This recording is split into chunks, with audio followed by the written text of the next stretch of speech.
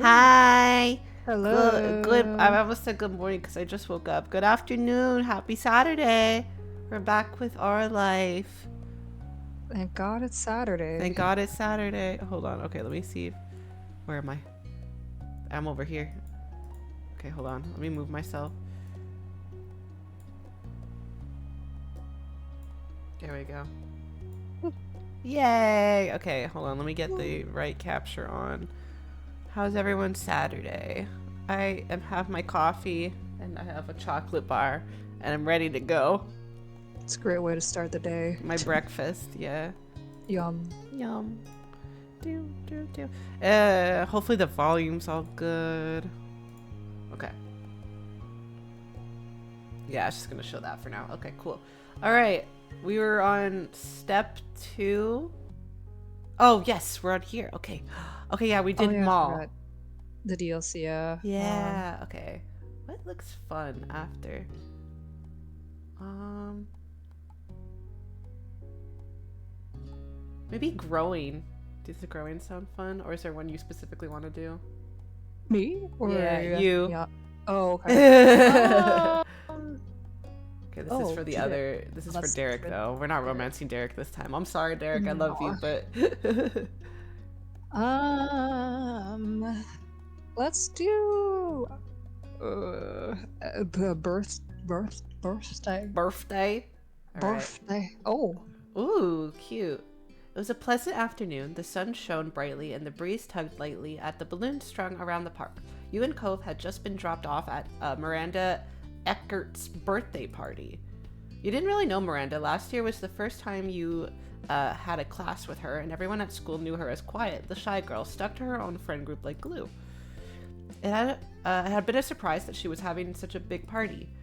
You looked around the expansive park, a spacious recreation center in the next town over, and noticed a bouncy castle. Miranda had a bit of a reputation for not caring if she acted mature, like other teens sometimes did. My god, if I had a teen birthday party with a bounce castle, fuck yeah. Did you Oh ever my go to those God. places that had like trampolines? It was like a play like a Like a like an inflatable playground or something like that. no, like it was like an indoor building where it had activities. It had rock climbing, trampolines, like an activity I may center. have. I used to I go there may for have. birthday parties. I remember like my parents my mom used to work at some company. They always had like these like these big ass parties Uh huh. where you could like go on inflatable like these inflatable things. Like they had like huge inflatable castles or whatever. Yeah. And like there's like picnics and whatnot. It was like a fun like little corporate party, but for kids, for For kid. family. Oh, okay. I used to go there with kids. Hold on. I forgot to post in my Discord. And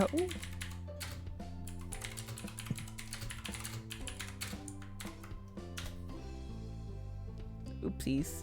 Oopsie poopsies. ooh, Okay. Okay. Yeah. This. Okay. You thought Miranda was sweet. You thought Miranda was rude. You didn't have an opinion, Miranda. Yeah. You wanted to get. Oh, listen, we don't know her well, so let's get to know her better. mhm. Maybe at this party you'd have the chance to make friends with her. You were excited at the thought. You hadn't had a choice in coming here today. Your mom's insisted on it after you got the invitation, as did Co's mom and dad. Did you ever have a limit to how many people you could have at your party? Like my mom was like, only 10 people. You only Oh, make what? invitations for 10 people. I've never had a birthday party with friends. Oh, I'm where's my sorry to little bring up ocean darkness. boy? We're at the birthday party right now. Wait, so what did you do for your birthday? Just your family?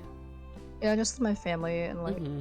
family friends, but Okay. like I didn't really have like a extravagant birthday party or anything like that.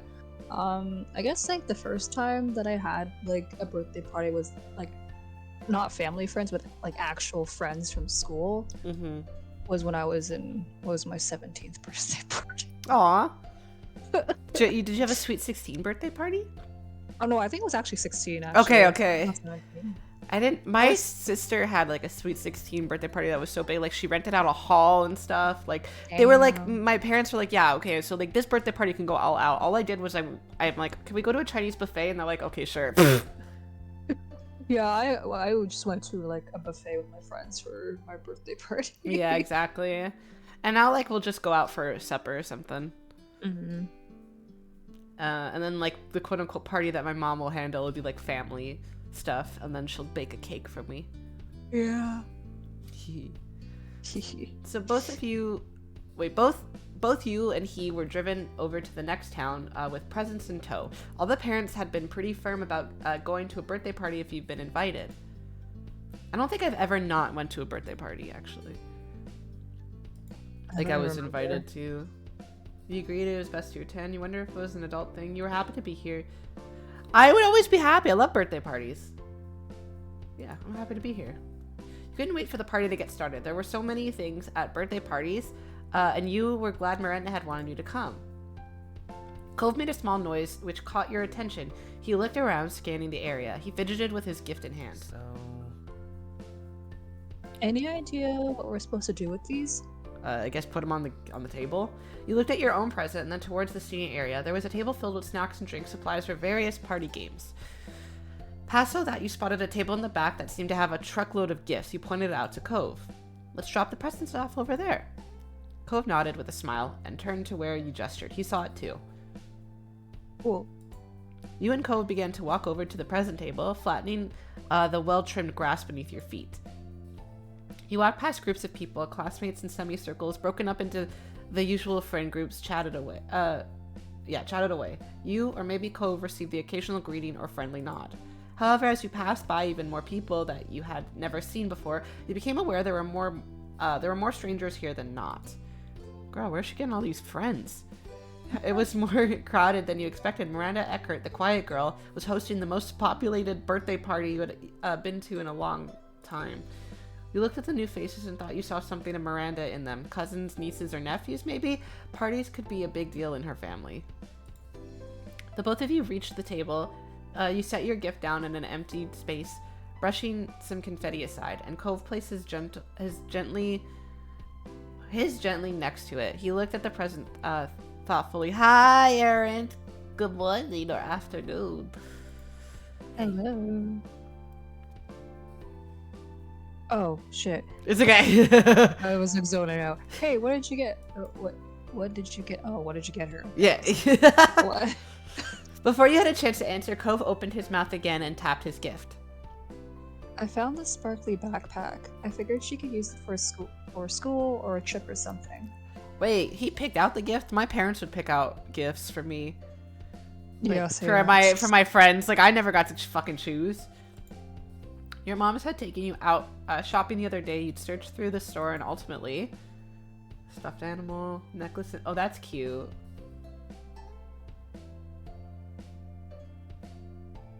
Oh my god. See, this is most me. This is usually what happened. They'd be like, why would they want that? See, I feel like this because I also don't know the girl very well. Your mom didn't appreciate what you had picked and they chose something else. Sure, you'd been joking with your suggestion, but that didn't matter. Instead, you got a short lecture, and Ma grabbed a cute-looking stuffed animal. Even though you wished that your parents had let you dare to get something Miranda would really remember, the plush otter wasn't bad. Aw. You described it to Cove briefly, and he had no objections. Not bad. Not a bad idea. He brushed his hands against the sides of his pants. I really hope Miranda likes her gifts, but I think we both did good.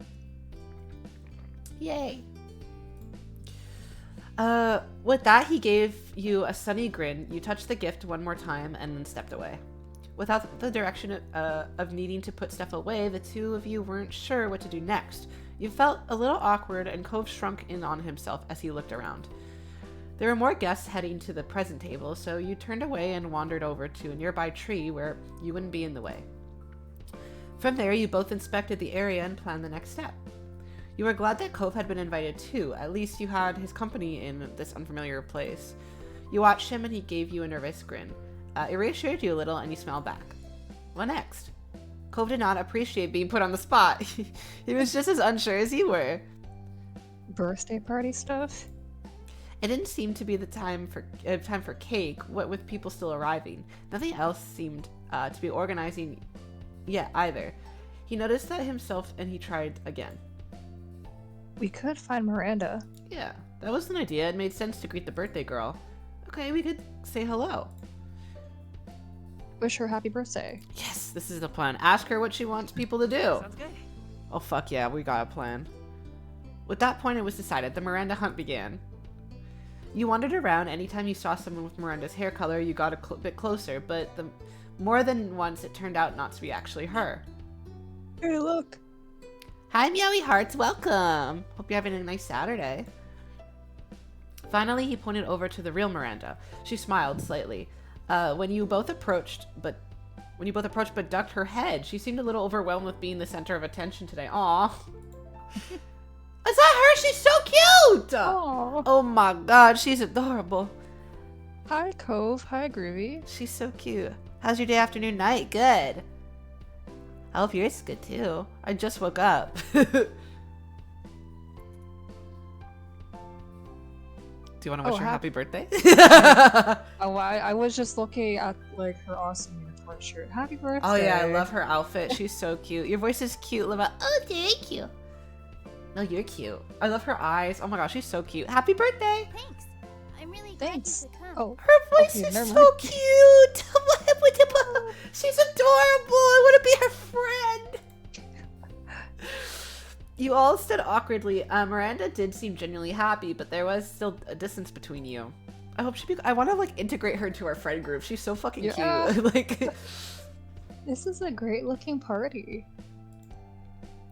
Thank you. Life's been pretty good. I'm like content. I hope life's been good with you.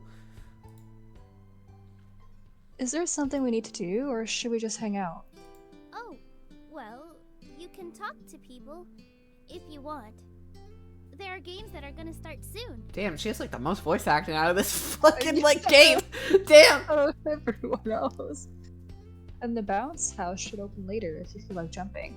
Then after that, it's cake and present time. We'll have ice cream too. Oh fuck yes. I love ice cream. Wait, how do you feel about ice cream cake? Me? Yes. Oh, I love ice cream cake.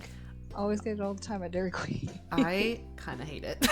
Really? Sometimes Why? I feel like at Dairy Queen specifically, it depends. Sometimes there's too much ice cream, and it's just and it melts too fast for me to eat. But I do like it when there's a bit of ice cream and then there's like the crunchy cookie part. That's really Yeah, that's really good. Sometimes it's just like uneven ice cream crunch cake ratio. good. Yeah, there needs to be a good rate. I think that specifically Dairy Queen does too much ice cream because it's like their specialty. Right. Yeah. Have you ever had TCBY cake? No. Pretty good, but sometimes my mom would she would get like plastic cutlery for it. Oh, plastic cutlery. So like Does TC... TCBY, she would get it stands for the Canada's TCBY, the country's best yogurt. Oh, It's like frozen yogurt. I think it's a Canadian thing. I've never heard of it in my entire life. Oh my god. We used to have these days where we were like the teacher in elementary school would write, when you write your homework on the chalkboard, and then they would write TCBY, bring $1. So you bring a loonie in and then you get a TCBY cup. And then you get you get frozen yogurt, and it would always be like chocolate and French vanilla. Oh. Yeah, they're so good. Oh, now I want TCBY. I haven't had it in so long. It's really good frozen yogurt. And because my birthday is in winter, prior to 1984, this can't be yogurt. I remember, yeah, they had to change it.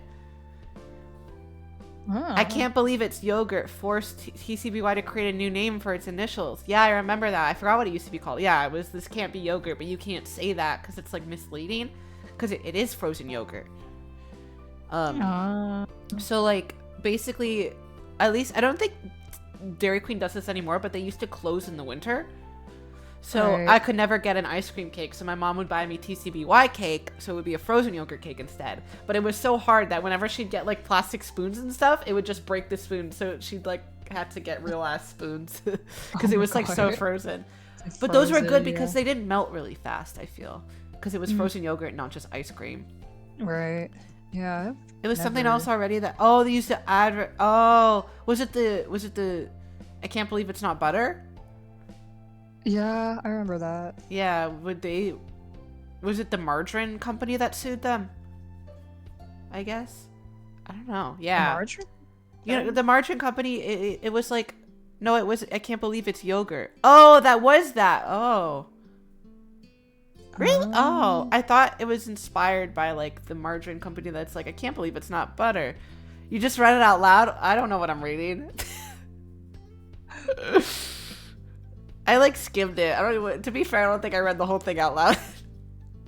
But yeah, like so basically my mom would get me that for my birthday instead. But ice cream cake, it depends. It has to be very specific. It's also like cakes with like cream in them. It can't be too much cream or too much icing. Oh, yeah, that would make sense. Ratio matters. Ratio matters. Let me scroll up a bit. I remember having like, oh my god, I had like these terrible cakes whenever it was my birthday. When I was younger, because my parents really liked it, but I hated it. That sucks. I know, it was like durian cake. Oh, what the fuck? I never had durian cake. I don't think I have ever had a durian. No, it's not worth it. It's not worth it. Aren't durians really good? Is it like really sweet? No. No? No, I hate durian. I mean, it's my personal preference. Okay, yeah. I hate it. Especially, I guess, if you were forced to like... Oh, yeah, I know it smells bad, right? It smells so bad, and it tastes so bad. Why would you get a kid durian cake? I don't know. Sick and twisted. That's so fucked up. It's bad. It's bad. I'm kind of lactose, but I have a limit check on chocolate. If I throw up, it's time to stop. So wait, you eat it till you throw up? You don't even like, oh, I feel sick, I'll stop. Like, you have to throw up. Oh, yeah, but also I get sick now with chocolate. I think it's the cocoa. I have, like, dark chocolate I have to eat. If I can't eat white chocolate anymore. If I have one bite of white chocolate, I'll feel like throwing up.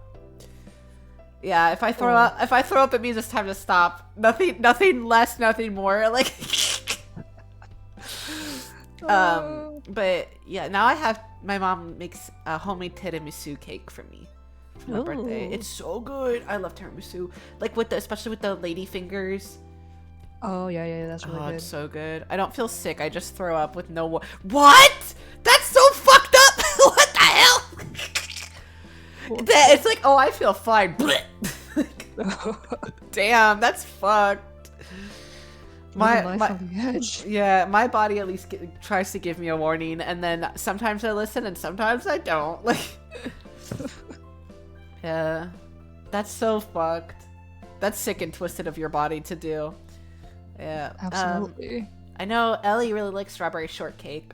That's a really good type of cake. If it's not too much, see if there's not too much like strawberry like sauce in it or like syrup, I can have it. Like, I don't mind eating a whole ass strawberry in the cake, but if there's too much like jam, I don't like jam.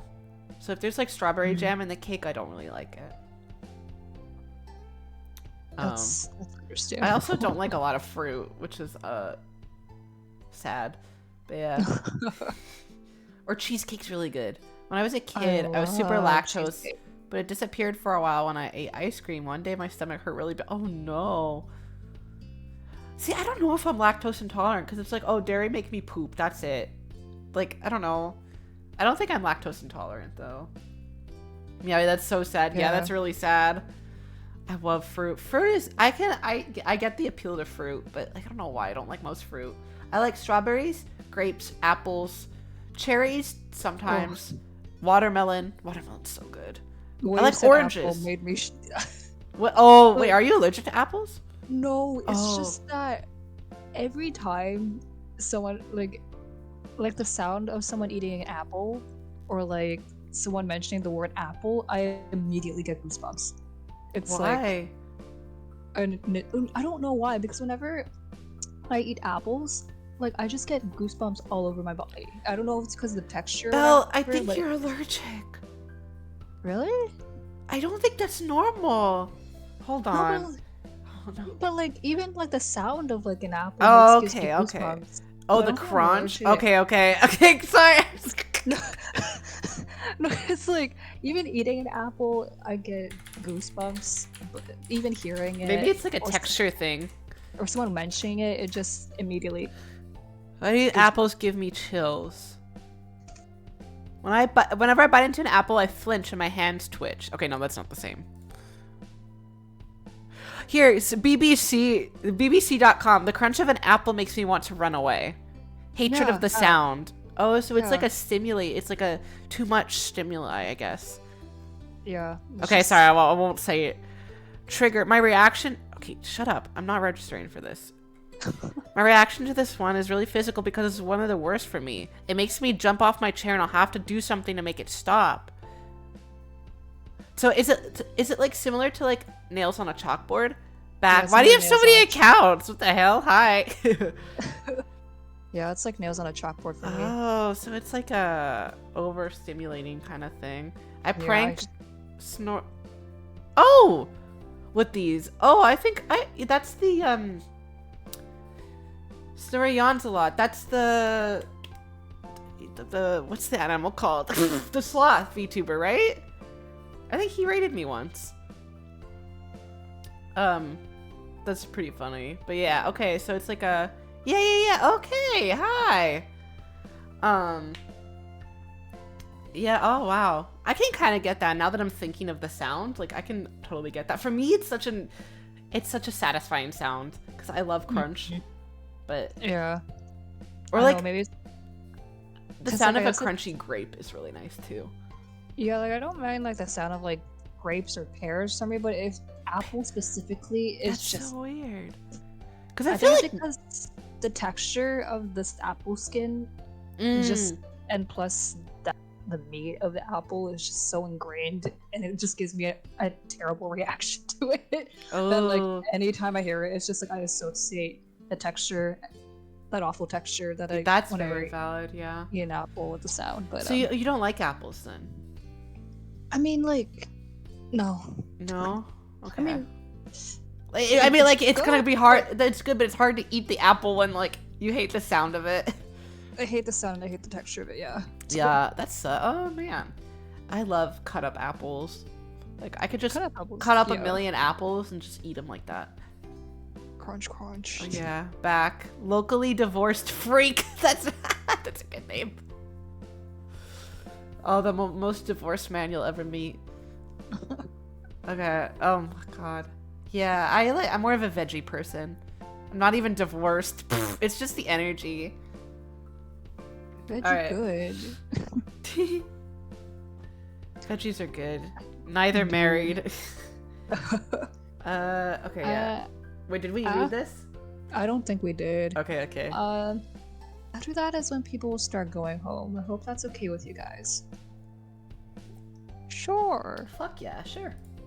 I don't even remember what I used to do at birthday parties. Cove nodded. He seemed a little more confident about the situation now.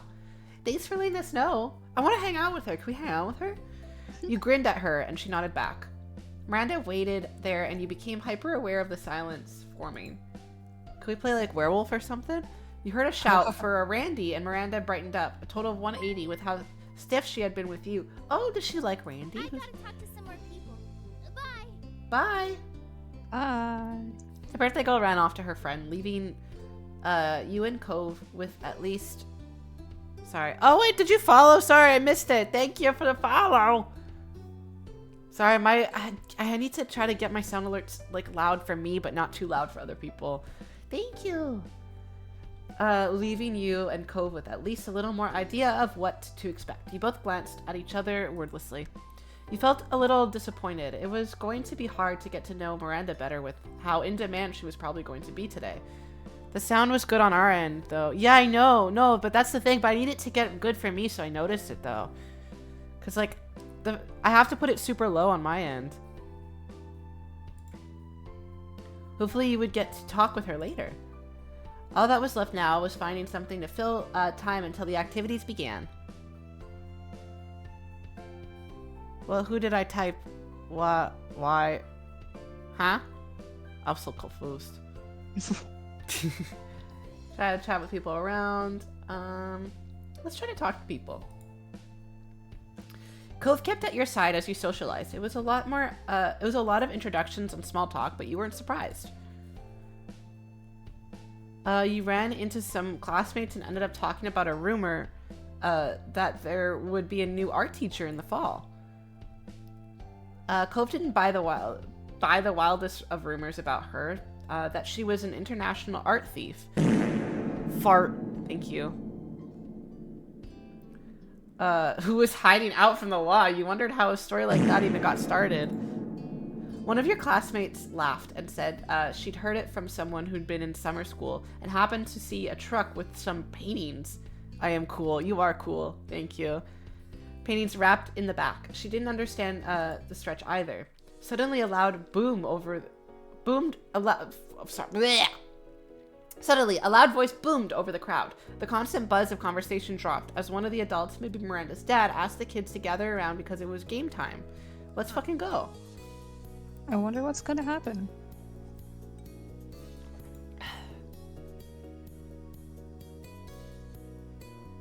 Sure, let's make a joke. We're gonna play high stakes poker. It's obvious. Obvious, huh? Yeah. Look at this crowd. Most of the guests were teenagers around your age, but there were also quite a few adults and some younger kids. Cove nodded sagely at a group of little kids. Yeah, these are high rollers. Yeah. The adult announced that the children under 10 had the first turn on the bounce house. For everyone else, it was time to play pin the tail on the donkey. Oh. Cove raised his eyebrows. He was surprised for sure.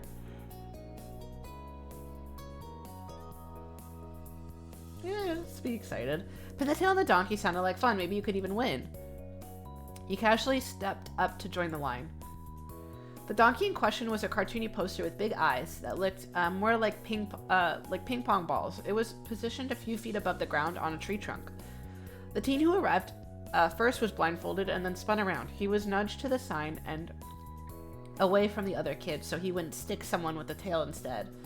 Unfortunately for him, he placed the tail on the donkey's head like some kind of bizarre earring. Oh, excuse me. He wouldn't be winning that far from the target. His next opponent did far better by landing on the donkey's back. The spectators clapped politely and the line moved up. By the way, I used my sister's and her friends' emails for these. Do they know? More teams tried their hand at it. Some got closer than others, but no one had gotten it perfect yet. Soon it was Cove's turn. He was blindfolded and spun just like the others. At this point, it was a close match, and everyone was watching him with bated breath. We don't talk about that part. Cove approached the donkey and stuck the tail on without any hesitation. Cove stood back and removed the blindfold, cheering when he saw how close he was. He turned his head over his shoulder and grinned at you. Your turn. Oh, that's you. Oh, it's okay. Your turn. Yay. No, I'm doing it. Let's go. With the blindfold on, the bright park became utterly dark. As you were spun around, the sounds around you seemed to get louder. Do you know what quads are? I don't know. What the fuck are quads? No. I don't know what quads are. Like... No, I'm not gonna say anything. What are you talking about? At least you could tell the direction of the bounce house from the shrieks of the younger children.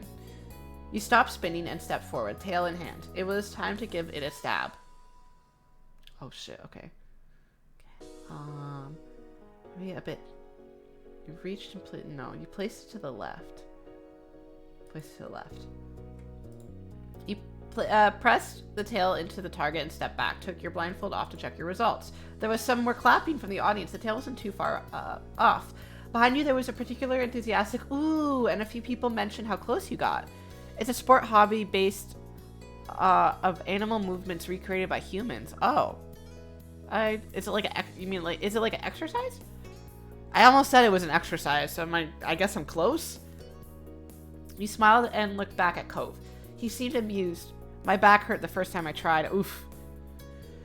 His tail wasn't off by much either, and you couldn't tell which of you was winning. They were just too nearby each other. A few more kids took their turn. One girl managed to somehow pin the tail on the opposite side of the tree.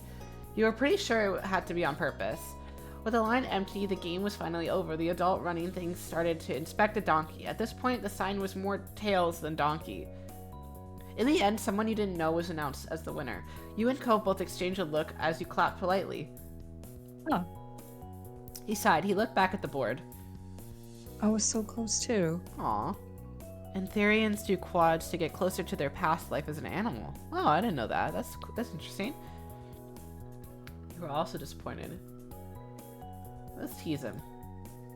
Someone's really down, especially over what's just a kid's game. Seriously, Groovy? You grinned cheekily, and Cove eventually rolled his eyes and smiled too. He watched the winner and considered whether to say anything to them. He hesitated, however, and ended up not approaching the teen. An older teen walked up, tall enough to tower over you and Cove. You felt a little intimidated by the stern-faced teenager until she started to speak. Her voice was low, but friendlier than her tough frown would suggest.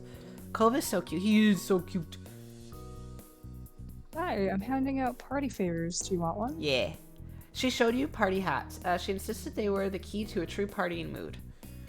She had two options, either a colorful headband with two tiny party hats arranged almost like ears, or a tiara with a star on it. They were both very festive.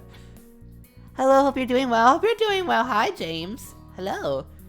Therians are humans who remember their past as an animal spirit. They appear on TikTok a lot. Rally, they're cool animal. Oh, I don't know a lot of TikTok cultures. I'm not on TikTok a lot. Party hats are so basic. I love party hats. I want the ear one. It's okay. No, you're gonna wear one. No, thanks. No, too bad. You knew that the teen hadn't actually glared at him. Her default facial expression just seemed grim. Really got auto-corrected to Rally. Oh, pfft. Is this your first time playing? Yeah, it's my first time playing. We're on step 2. I wanted the headband. Purple.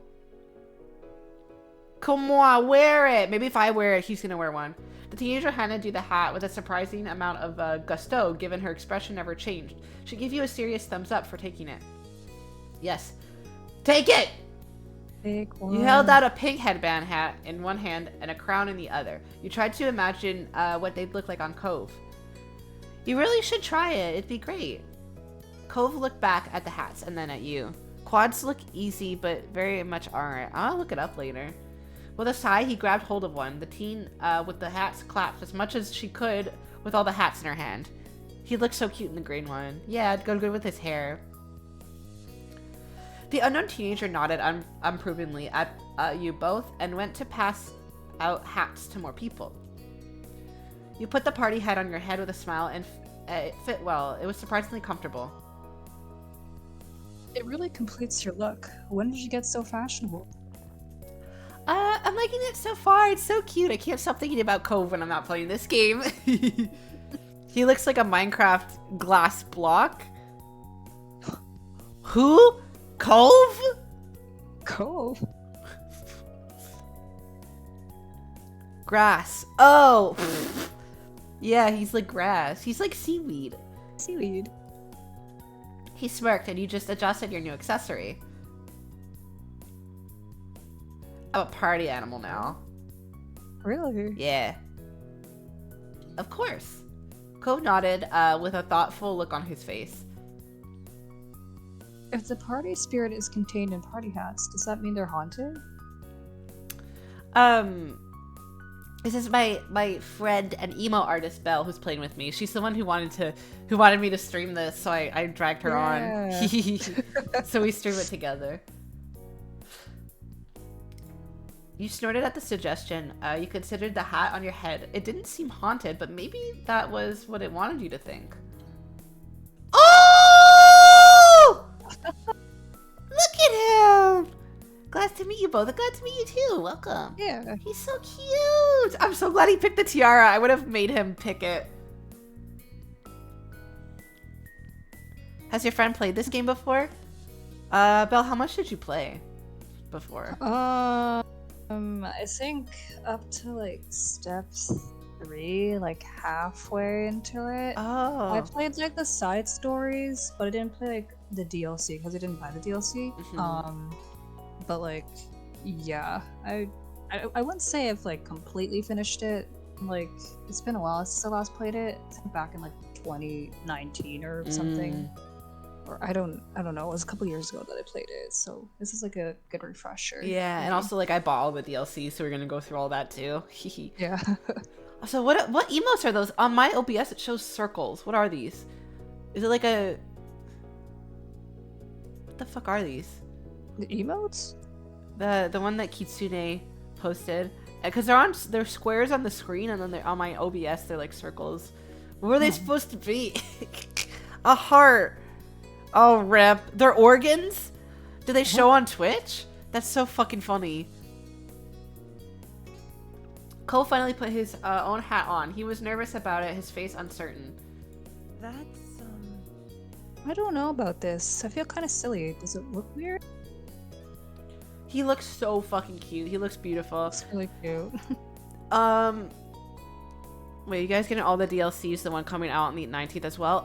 Probably not yet, because that's a different route, right? Like, that's a romanceable character. Like, I'm focusing on Cove right now.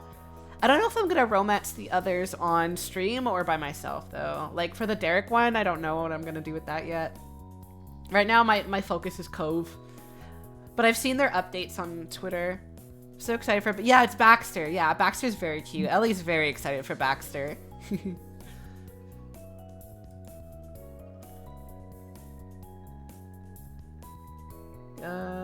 It's completely perfect. Cove scratched his head, being careful not to displace his hat. A blush was on his cheeks. Look at his face! Oh, look at his face! After that, the people in charge quickly set up the next game. Teenagers milled about until they were told to find partners. Oh yeah, well, as the voice actor for... What?! Wait, you're the voice actor for Baxter? Wait, what? Oh my god, hi! What the fuck? Oh shit, hi? Oh, hi! Oh, oh my god. Hi, welcome in. Oh my god. Hi. What the fuck? Hi. Hi, Baxter. Holy shit. Hi. Oh my god. I'm like starstruck. I'm sorry for the choice I made. Welcome. Oh my god, welcome. Welcome. I don't think I've heard any voice lines from Baxter yet. And then because I tried to stay blind, but oh my god, welcome in. I'm so glad you're here. Oh, what tweets?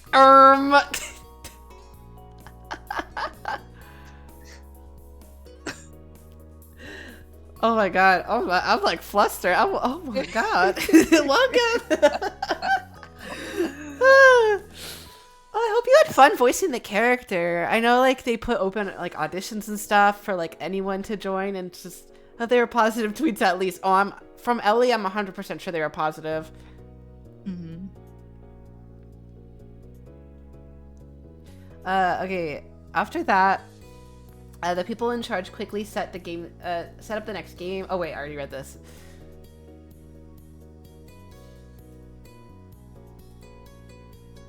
It was a simple game.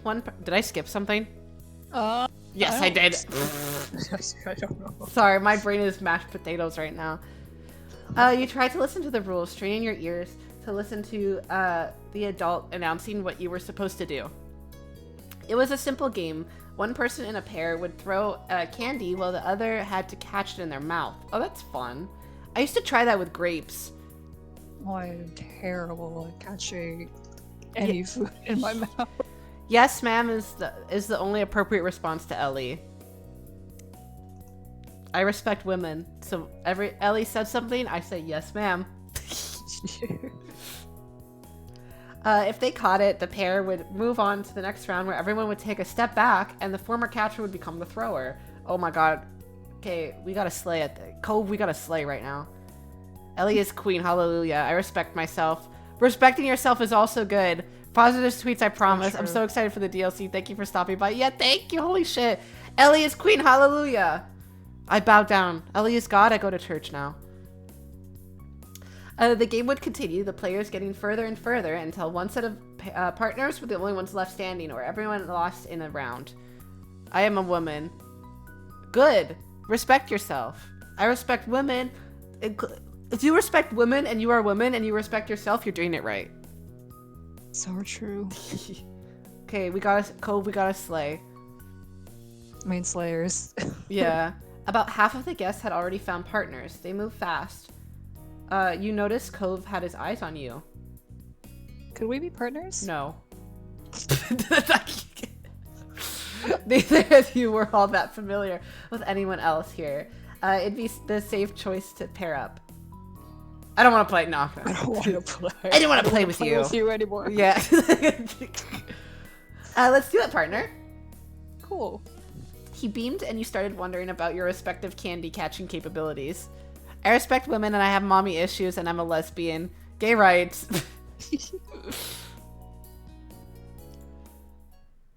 Two rows of players facing each other formed. Cove tilted his head towards them and you started to head over. Oh, he's so close. You both lined up directly in front of each other. It took a while to pass out the candy. You were handed a small bag of gummies that smelled strongly fruity. You noticed Cove took it upon himself to do a taste test of a red one across from you. Redeem, run an ad? Alright, we're gonna run an ad. If you don't want to see ads, you could consider subscribing. And you also get cool emotes that Belle, the one with me right now, drew. Okay, Yeah. I run an ad now. Goodbye, non-subs. Okay, I think the ad's running. I clicked that button. Ha ha ha ha. Okay, yeah, he tasted it. Hee They're hee. not Yeah, bad. Aaron is safe from the ads. Let's try one. I'm gonna try one too. You ended up grabbing a purple gummy. Oh fuck yeah, purple flavor, my favorite. It was sweet, and you guessed it was supposed to be grape flavored, but it was mostly just really sugary. Cause it's not grape flavor, it's purple flavor. And then it was time to begin. Cove's row was set to throw first. He smiled nervously, his eyes wide with seriousness.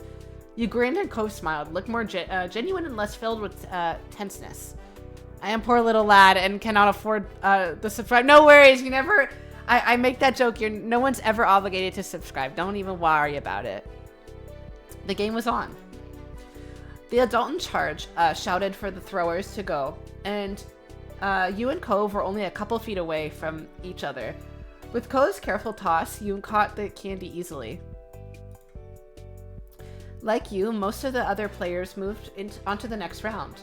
There were a few gaps in the rows as everyone took a step back. The round was harder with the pairs further apart, but not overly so. It could be done if both partners tried. We got this. Let's still have fun. We're gonna take it serious. You had fun with it, but still tried. You grabbed a candy and wanted to do a trick shot. Oh god, why? Cove must have noticed something in your expression because he raised an eyebrow. You threw the blue candy from hand to hand, then high in the air very quickly. As it was coming down, you slapped it towards Cove.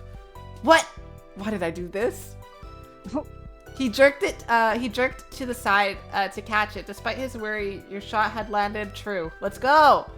Cove laughed with amazement at your toss, or the fact that he had caught it, or possibly both. Dude.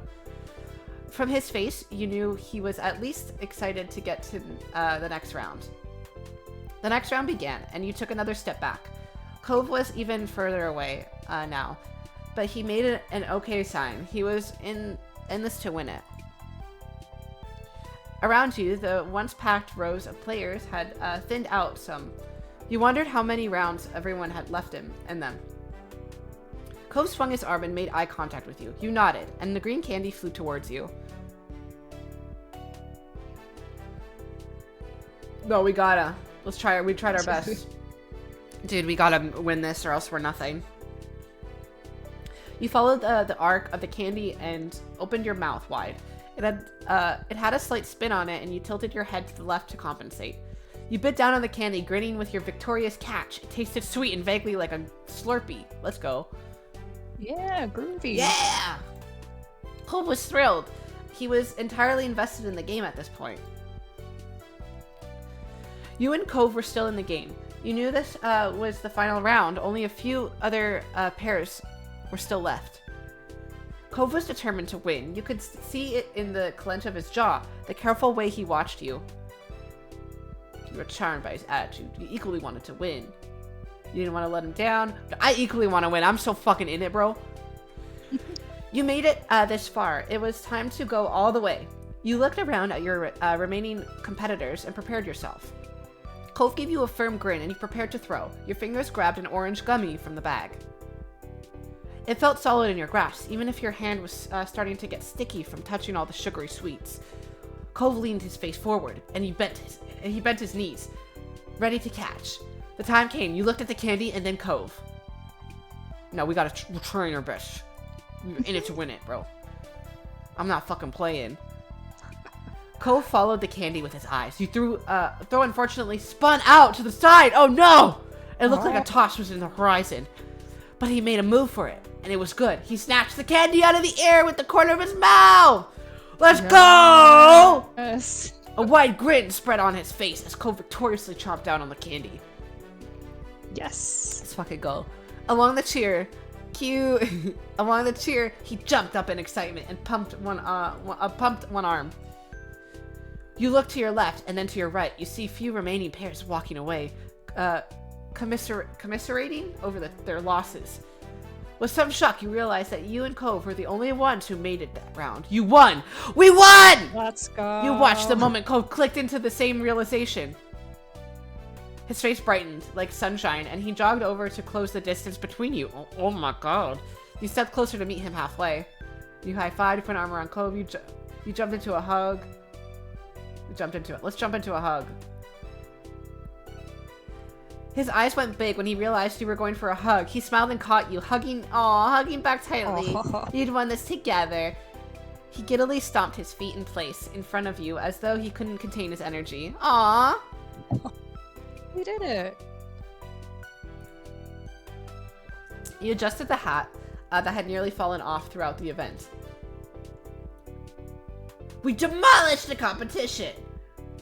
The game runner strolled over and merrily gave you both a bunch more candy on top of letting you keep the gummy bags. It was quite the collection. With the candy toss over, you were going to need something else to do. You didn't have to wait long. You heard someone in the crowd shout that the bounce house was officially open for the older kids. You and Cove shared a look. Cove smiled and you knew he wanted in. Yes, I fucking love bounce houses. That's the bouncy castle. Let's go. We used to go to this place called like the Fun Zone, and it had like jungle gyms and bounce castles and arcade machines and stuff, and it had like pizza. It sold like pizza and chicken strips and stuff for birthday parties. Oh my god, I loved going to birthday parties there. Yeah, I don't think. And it had like slushies. The Chuck E. Cheese. We don't have Chuck E. Cheese here. No. Yeah. Yeah, I remember used to going to Chuck E. Cheese a lot when I was younger. It was just like an arcade. They didn't really have like bounce castles and whatever. But do they have laser tag? No. Oh. Yeah, I'd never been to a laser Chuck E. tag, Cheese. I just knew like the animatronics. I never had a place with animatronics nearby my house. Yeah, we don't have it. I mean, in my city now that I live in, there's no Chuck E. Cheese, unfortunately. Isn't it like aren't like Chuck E. Cheese like run down now? Like they're not like they're like a husk of their former self. Yeah, I mean, there's still a Chuck E. Cheese in Toronto, I think. But yeah, I've never been to a Chuck E. Cheese. It's like losing its flair. Rip, that's sad. Yeah. We had like a Pizza Hut that used to have like it had all you could eat pizza and it had birthday parties there and stuff and an ice cream machine. But they don't do that anymore and they moved to a smaller location. It's just not like it's just not the same. Right. Well, yeah, I would have taken you to that place. I don't. Yeah, we walked by it yesterday, Ellie, and like, damn, what the hell's going on in my chat? Y'all being too cute. But yeah, it's just basically like a one table now, and I guess you order pizza and then you just fucking leave. Like that's it. Yeah. It's They no longer have the all you can eat pizza bar. Because it just probably wasn't making enough money. Because I used to walk by the place and like half the tables, like the chairs would be on top of the tables, like they wouldn't be set or anything. Oh. Yeah, it's very sad. Because I remember, let's say if I had a day off from school and my dad was home from work, he would take me and my brother there for lunch. And we get so excited. Yeah, I can imagine. You both ran over to the bouncy castle and kicked your shoes off. You crawled into the inflated castle with Cove, hot on your heels. There were a couple other teens inside already. You started to get a feel for bouncing. Cove hopped from the middle to the side and back. Just after you landed from a particularly high jump, someone else snuck in. It was the birthday girl herself. Fuck yeah. I'm Miranda. When I was a kid, my mom would take me to Chuck E. Cheese like an hour away, but we'd eat the pizza buffet across the street because it was cheaper. That's so based. Your mom was so right. Hi, birthday girl. Miranda looked happy. She waved both her hands at you with a megawatt grin. Aw, I'm glad she's having a good day. I hope you're having fun. Yeah. She hopped around with her hands in front of her like a kangaroo. It was a surprisingly effective way to clear distance in the house. She then jumped high, kicking both her legs out to the sides and touched the tips of her toes with her fingers. Damn, she's fucking flexible! Wow. Well, I think she was a gymnastics kid. Miranda hadn't run out of tricks yet. She jumped a couple more times, gaining height before doing a backflip and tucking into a ball. Jesus Christ, woman! She managed to land on her feet, but didn't stick the landing. She tumbled back and fell on her butt. Cove clapped, and Miranda inclined her head, almost like a bow. She was back to jumping in no time. You're so good at this. She bounced close enough to the two of you to talk without shouting across the way. Cove's bouncing slowed down to accommodate their conversation. My family gets these every year, and we have a trampoline in the backyard. Damn, girl! You're so lucky, Miranda. Miranda, like, trampolines were like a rich kid thing for me. Mm-hmm. Miranda giggled a bit, and then her eyes sparkled.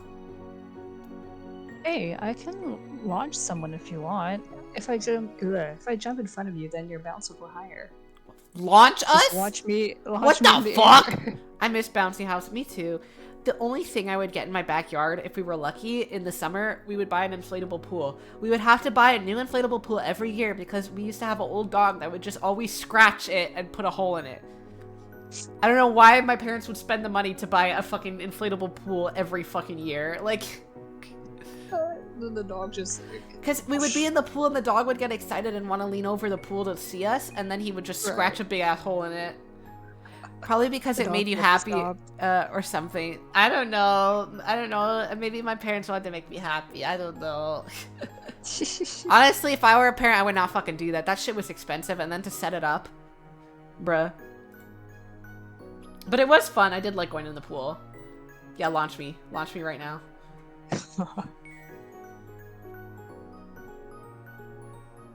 You got sure. it. Oh, It's like... For some reason, I'm just like out of it. No, me too, man. Miranda leaped over to you, her excitement clear on her face. Cole watched with interest. She explained more clearly how this was supposed to work. You got ready to bounce on her cue. 3, 2, 1. The moment she came down, you jumped high. The force of her... Oh, I see. Okay, so like, it's like... Okay, so she jumps down and then launches me by her... I get it. I thought she was gonna like throw me or something. The moment she came down, you jumped high. The force of her, just as she did, helped you launch up. The air rushed past your face, and then you were coming back down. Your feet hit the bounce house hard enough to help Miranda launch up a little as well.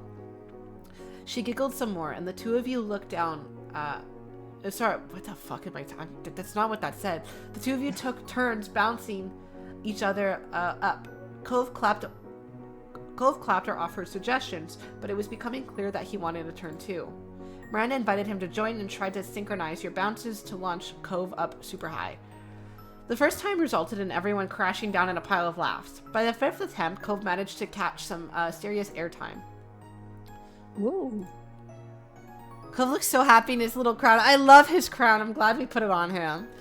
You all had fun bouncing around. You twirled. Miranda did. You twirled. Miranda did stunts. Cove futilely tried to touch the highest tip of the castle ceiling.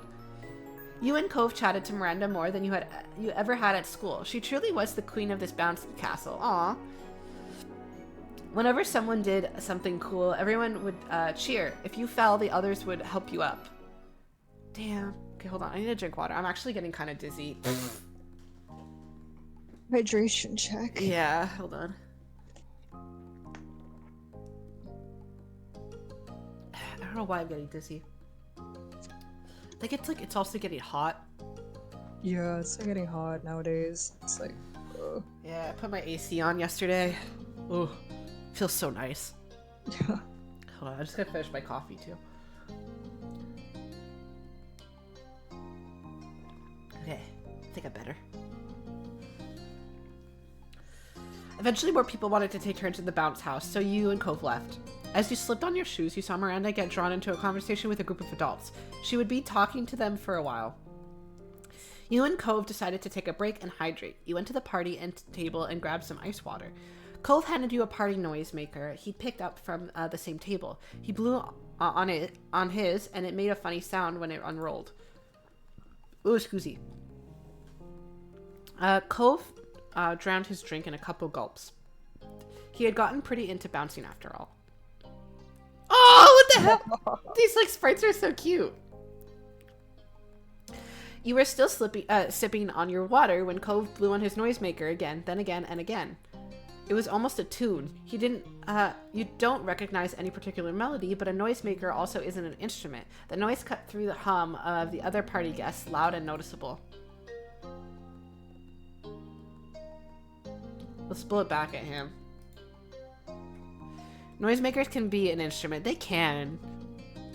If you think noisemakers are not instruments, you're like, you've never experienced the blessing of music. An instrument of teasing, yeah. Oh, I love blowing it in people's faces and annoying them. Like hitting at their face with like the end of it.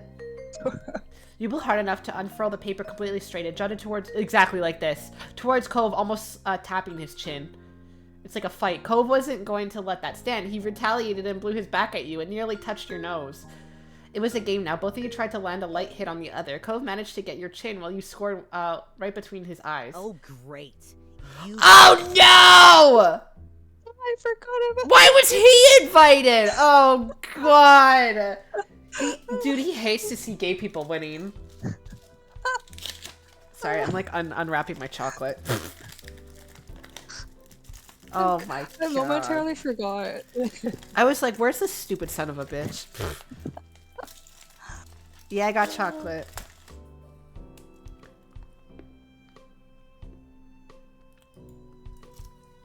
Someone vaguely familiar shouted, and you snapped your head to the side. Cove's noisemaker dropped from his mouth. Oh no! The speaker stepped up, and there was no doubt. It was Jeremy, that mean boy you met at the start of summer. He hates to see gay people winning.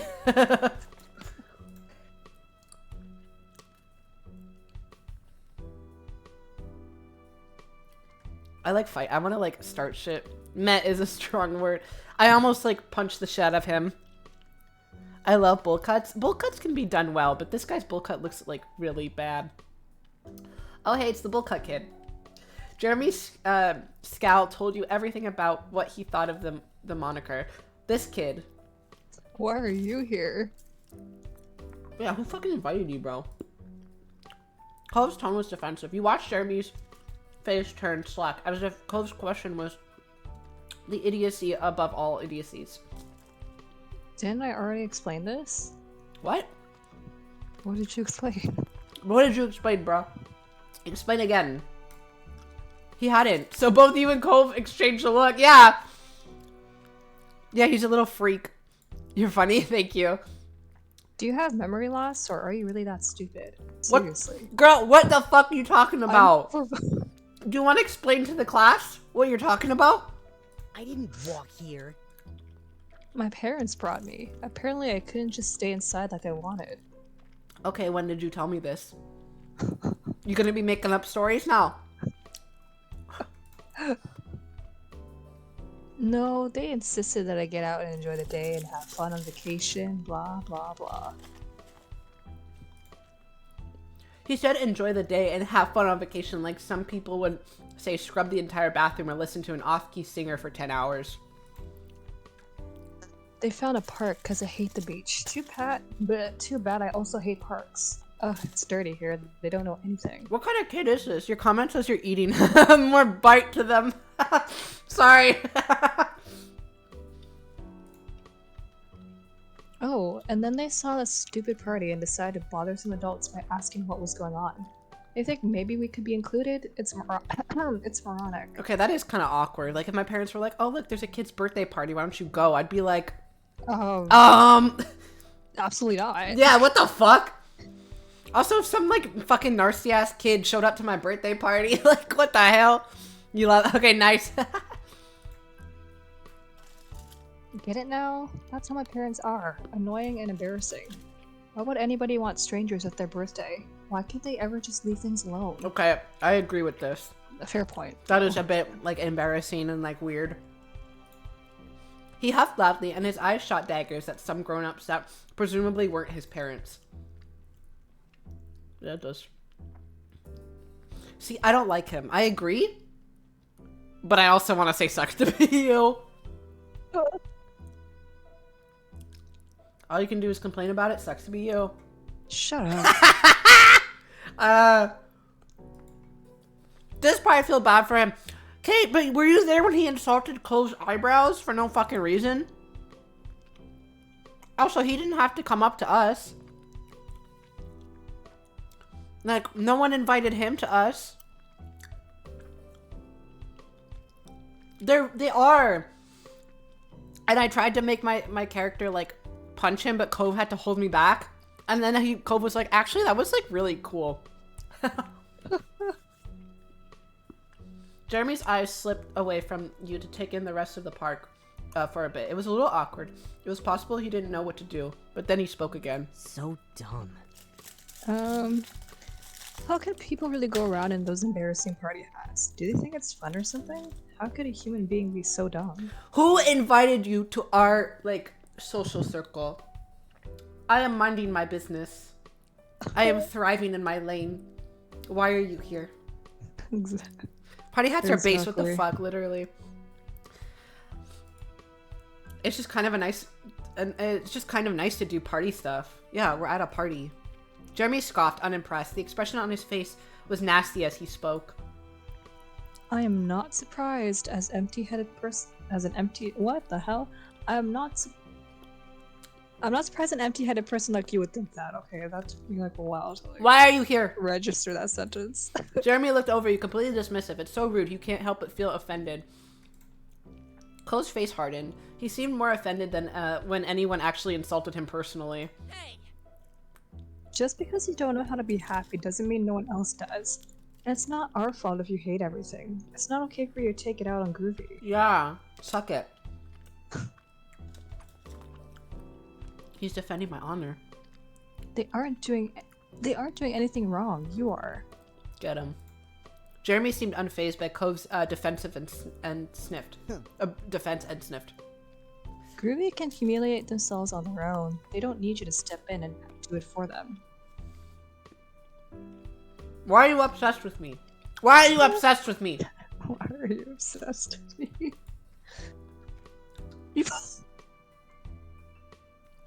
Ooh! Ooh! No, these are all so good! Oh no, chat, help! Oh, thank you, Ellie, for the gift sub. To James. I love the casual fuck this kid comments.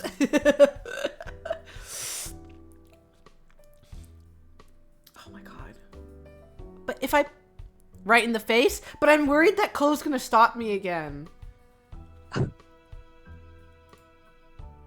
You landed a solid... Yeah! Yeah, I did it!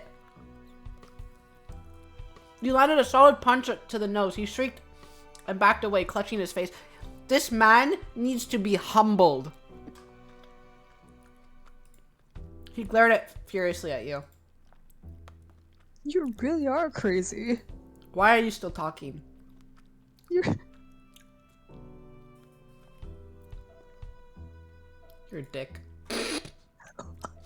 People were starting to watch what was going on. Your argument wasn't exactly quiet at this point. Why don't you just leave us alone if we're so awful? Nico used to get into fights as a kid, only when people were being dicks. Jeremy glared even more and huffed. Dumbasses. Ah! Talking to you is pointless. My god. The disrespect. He stalked off like the last time you saw him, muttering under his breath. He's probably misunderstood. Okay, but doesn't mean he has to, like, bother me. Like, the thing is, it's not like I went up to him and was like, hey, do you need a friend? And he's like, leave me the fuck alone. Like, he came up to us. Too bad. It's pointless. Jeremy isn't even trying to say anything. He's just like, your hats are dumb. He says, your hats are dumb. You guys are stupid. And then he's like, why did you punch me in the face? Of Chloe from Life is Strange. That's actually a huge compliment. I used to have, like, IRL, I used to have blue hair too. Oh my god. Cove sighed in relief after Jeremy was gone. He relaxed, but only for a moment. Yeah, Chloe's also really hot. He noticed just how much attention you'd drawn from the other guests. I just, like, feel bad if I ruin Miranda's birthday, though. That's the only thing I feel bad about. Luckily, it hadn't gone on long enough to get a real crowd. A concerned adult in a blue button-up shirt approached you and asked who that was and if everything was all right. It's okay. I'm fine. Cove looked at you cautiously, asking just as much as the adult if you were okay. Everything's fine now. You don't have to worry about us. The concerned adult lingered for a few seconds but nodded and left you alone. The Jeremy fiasco was officially over. Cove rubbed his eyes, clearly ready to put all that nonsense behind him. Then he started laughing. It was a surprise laugh, breaking out of his chest without an actual joy. It was nervous and disbelieving, and all the complex emotions brought about by one meeting with Jeremy. I can't believe it. He spoke in fits and starts. I can't believe you actually punched. Yeah. I'm so happy. I'm so proud of myself. You swore at him. He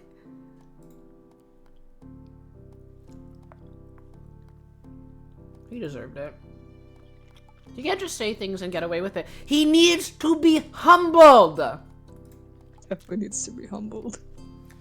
Cove nodded to himself and then continued speaking.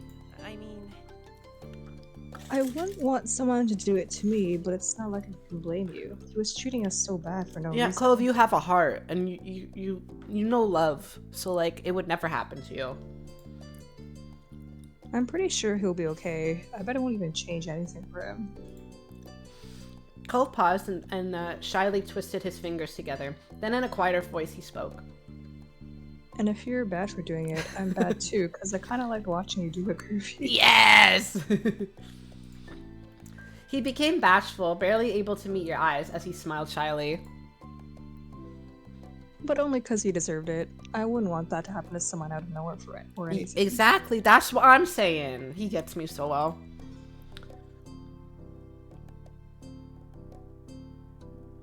I'm flattered. Do you want... Oh, wait, that's you. Oh, that's great. Do you want to tell your moms about Jeremy, I mean? Are you gonna say what you did back at him? They'd probably be nice about it, and maybe they know how to handle someone like him. Oh no, I'd get in trouble. Cove bit his lip in thought. I'm not gonna tell them anything if you don't. Thanks for asking. No, no, they're gonna get mad at me. But let's not, I don't think it'd help. Okay. I'm not gonna apologize, he looks cute as fuck! Finally, he bent over to pick up the noisemaker that Cove dropped when Jeremy appeared. It might be too dirty to use now, but you didn't want to leave it here. He accepted it softly, then you offered the little favor back to him. Thanks, Groovy. I like how it can be there for each other. It makes me feel better about that kind of stuff when it happens. Aw, yeah. Cove suggested that you should find a seat at one of the tables. It was almost cake time, and he wanted to be prepared. It was a good reminder that the party wasn't over yet. There's a free table there. Let's get ready for some cake. You and Cove tried to settle down after the last event. You took seats across from one another at one of the park's tables. There were a few attempts to chat, but for the most part, you simply watched the adults run around to set up the cake cutting. There was a minor panic when who you assumed was Miranda's dad apparently forgot the lighter for the candles. He and another man went through and started asking adults for matches or lighters. Aw. They weren't having any luck until the grim-faced teenager who had been passing out party hats pulled a green lighter out of the ice cream cooler. The ice cream cooler, girl! Why is it there? Why the lighter was put in the cooler remained a mystery, but with the party hat girls find, it was time to get things going. Miranda sat at the head of the longest table. A large chocolate cake was set in front of her. She lit all 14 candles with the cooler lighter with a big smile. The adults started singing happy birthday, and the rest of the guests joined in. At the end of the song, Miranda blew out the candles with a dedicated huff. She closed her eyes and saw her silently mouth something. Maybe it was a birthday wish. I thought it was in the ice cream cooler? Yeah, what the fuck? Or was it just ice cooler? Did I say ice cream? It wasn't an ice cream cooler, was it? I don't remember. The cooler lighter. Wait. No, it's the ice cream cooler. That's the... Yeah, that's where it was. Wait, hold on. Miranda cut her own slice. Then one of the grown-ups took over cutting the cake. Another adult passed around the plates of cake slices with a scoop of vanilla ice cream to the guests. Oh, fuck yes! To the guests. Eventually, the cake got around to you and Cove. Cove was pleased with the treat in general. The cake looked rich and moist. It smelled quite chocolatey. Now I'm gonna eat all of it. I want the cake and ice cream. You took a bite of ice cream. The vanilla wasn't bad, but it was a little bland. The chocolate cake, however, was a rich flavor. Cove then took his fork and started mashing up some of his cake. Now I want ice cream. Yeah, or I want like cake with like a side of ice cream on top. Like anything a la mode. So fucking good. With a nice vanilla ice cream scoop. Yeah, that sounds good. Ooh. When the cake resembled a pile of crummy chunks, he started mixing it with the ice cream. The melted parts of the ice cream cream made a kind of chocolatey cake soup. I don't really want to do that. I'll raise my eyebrow. You were puzzled at what he was doing. Cove paid no mind. Oh, I was... Vanilla ice cream is not good by itself. I'm gonna eat it with the cake either way, so why not put them together now? I guess, but usually I'll take like a piece of cake and then a scoop of ice cream. Things like... Oh, sorry. Sorry. Things like ice cream cakes exist. Putting stuff together is normal. Yeah, but he like melted the ice cream. Cove, I mean, be you, brother. Cove contentedly chowed down on his concoction. One advantage to his mix is that the ice cream seemed to catch most of the crumbs that would usually fall from eating a cake. Okay, wig. Unlike some of the kids around him, Cove's shirt remained clean. You started eating your dessert in earnest. You enjoyed yourself plenty. Cove suddenly put his fork down on the plate and stared up to the sky with a faraway expression. You checked but didn't see anything attention-grabbing. This ice cream is better than those ones in cups. You know, with the little wind spoons? But I still kind of want that instead. Oh, those are good. You remembered what kind he was talking about. Oh yeah, like the ones handed out at the barbecue before the fireworks happened. Right. Cove smiled nostalgically at the thought. You could picture a younger Cove for a moment with the same look in his eyes. Oh, you want a bite of my dessert? Do you want any of mine? Cove raised his eyebrows for half a second before the realization came. Laughter burst out of him. Yeah, I remember that part too. Aww.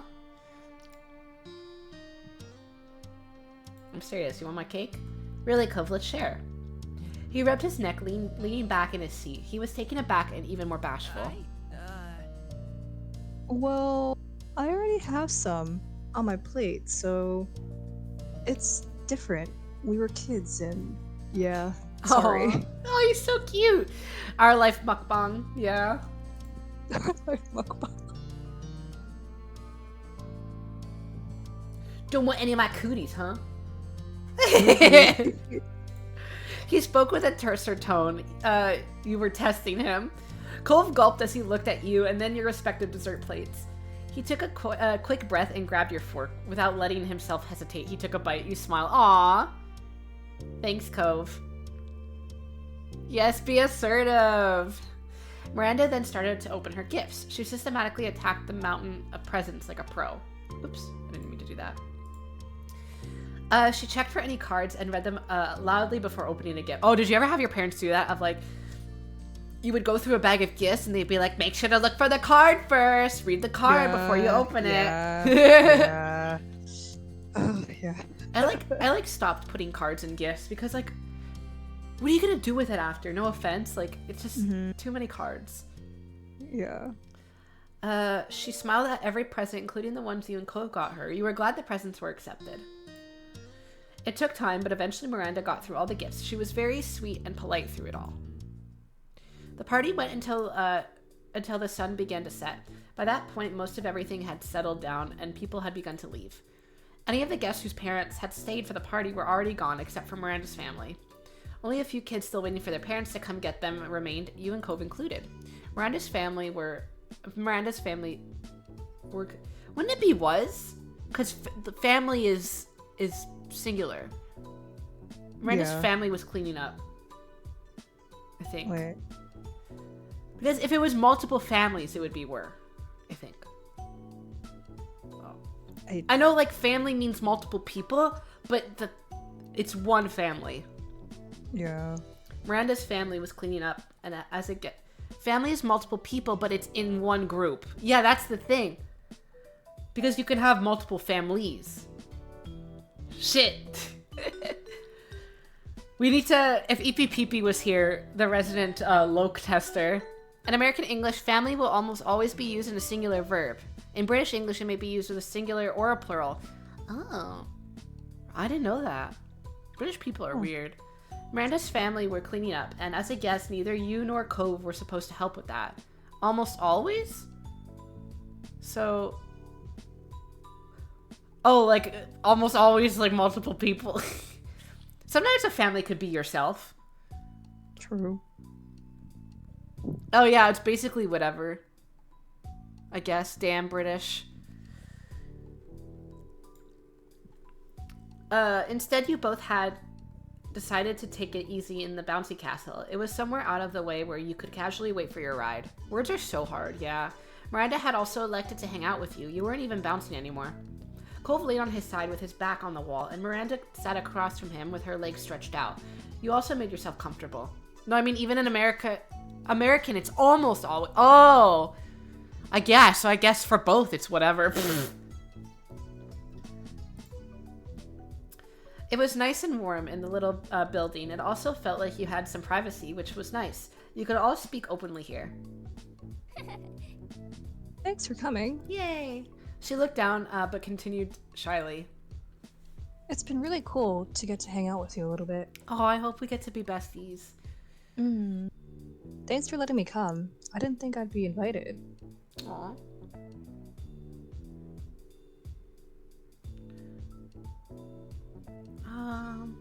Like, I'm happy I could come. I guess we didn't expect it. So maybe I want to get more conversation out of her. Yeah, I wasn't expecting it all also. Smooch! Miranda just smiled a little more. So, did you notice anything happening earlier with some people you don't know showing up? She had to think about this question a little. It was apparent that she didn't have an encounter with Jeremy since there was no instant recognition. Yeah, look at all those emotes! I heard about something. Some other parents are talking to my parents when their kid came and forced them to leave the park. Damn.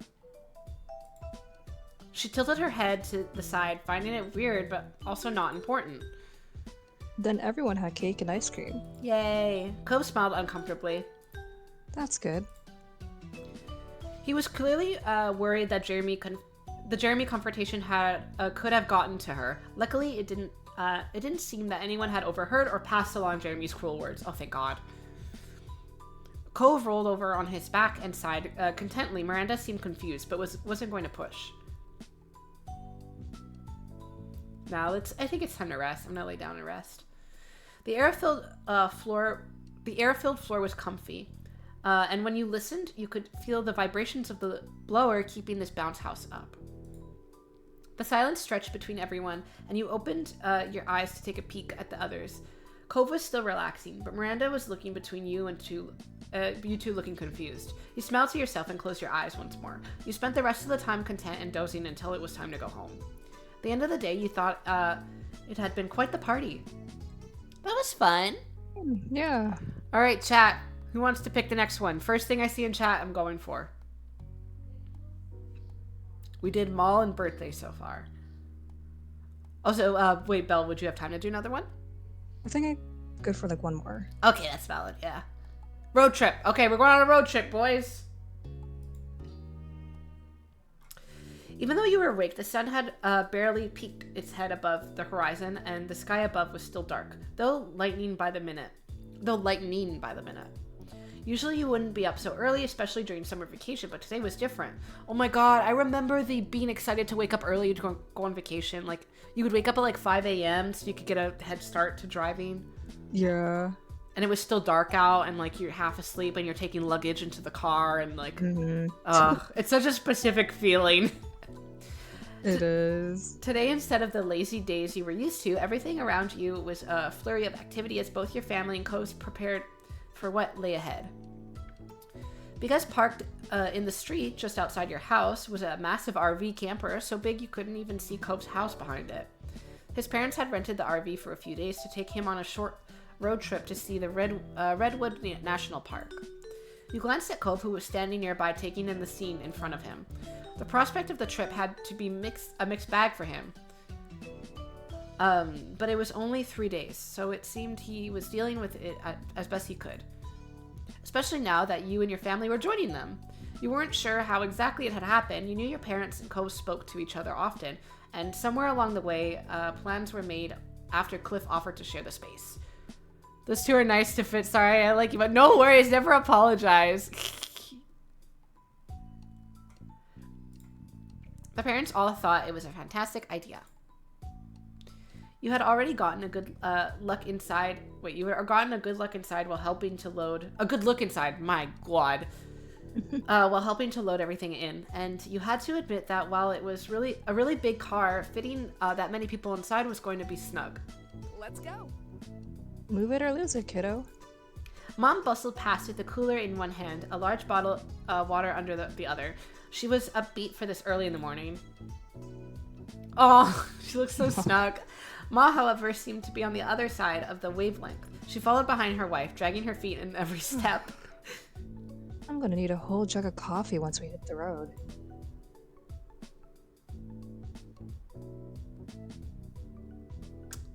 I think I usually was tired, but I was excited. I guess in the middle. I have a minor crush on Ma, I think. Oh, yeah, she's so pretty. You just tried to keep up and took in deep breaths. The air was still a little damp from dew, but you didn't mind. And then at the end of the chain came your sister. She had a bone to pick before the trip officially started.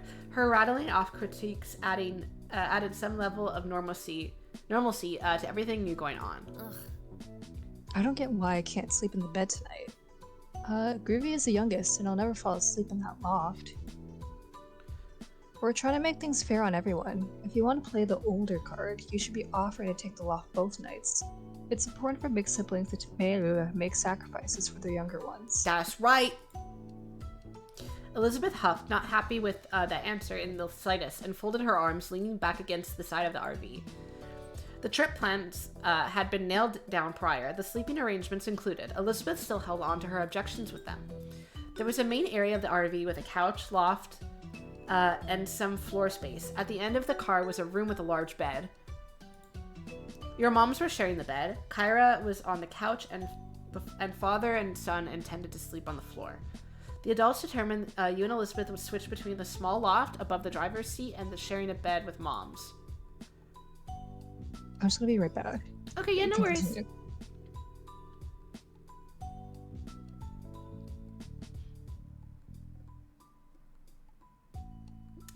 I'm like, whatever. Yeah, I'm fine.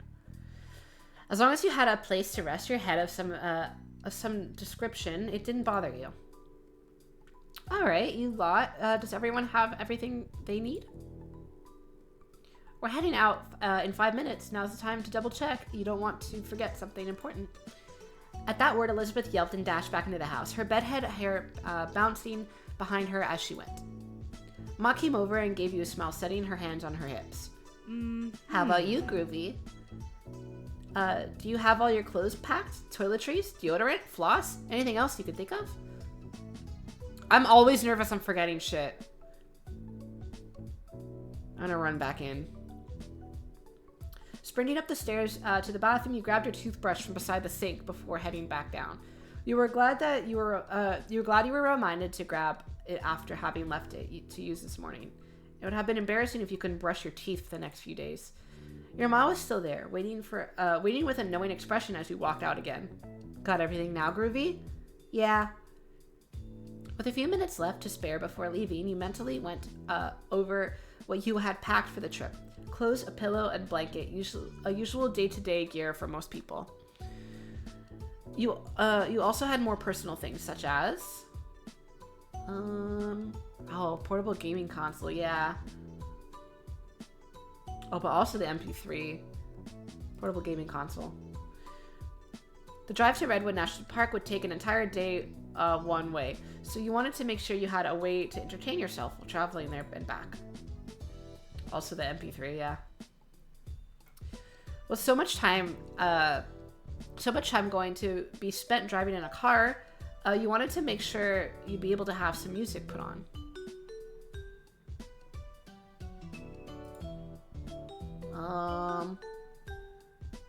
I think that's pretty much usually what I would bring when I was younger. Hey, let me take that for you, Groovy. I'll stow it into the RV. There's a few spots left. It'll fit. You let Kyra take your bag and gave her a grateful smile. With nothing left to do, you watched the others getting ready for the trip. Kyra and Cliff seemed to have the most energy of anyone. They were finishing packing the suitcases while your moms had gone to lock up the house. They high-fived whenever one another got crammed into the storage compartment of the vehicle. Wait, whenever one got crammed into the... Okay, my brain is scrambled eggs, I think. Even though your own parents were more low-key than Cove's, you could tell they were both excited for the trip. It had been a while since your family had been away anywhere together. Elizabeth skipped towards the RV, a bag slung over her shoulder, and you were surprised to see she seemed more optimistic about the whole ordeal now. Usually she wasn't one to exit the confines of her room unless it was for TV or food or to leave her family behind to be with friends. You would have thought 3 whole days packed in an RV with 6 others would be too much for her, but it was a nice surprise. You supposed any vacation was better than no vacation in her mind. Cove had been pretty quiet so far, and more than anything seemed to be overwhelmed by the situation. I'm excited for the trip. Let's fucking go. It was great to get away and explore new places. Soon, the miscellaneous remaining tasks had all been wrapped up. I've also never been in an RV. I've always wanted to because I always saw it on like TVs and shows, and it's like basically like a drivable living room. Like I always thought it was so cool. Everyone piled into the RV. It was officially time for the trip to start. Run an ad? All right, I'm gonna run an ad. I'm actually gonna go take this opportunity to pee. So yeah, again, if you don't want to see ads, you could subscribe. You can also subscribe using Prime. You'll get no ads, and you'll get really cool emotes that Belle drew. Okay, so I'm gonna put BRB, and I'm gonna go pee, okay?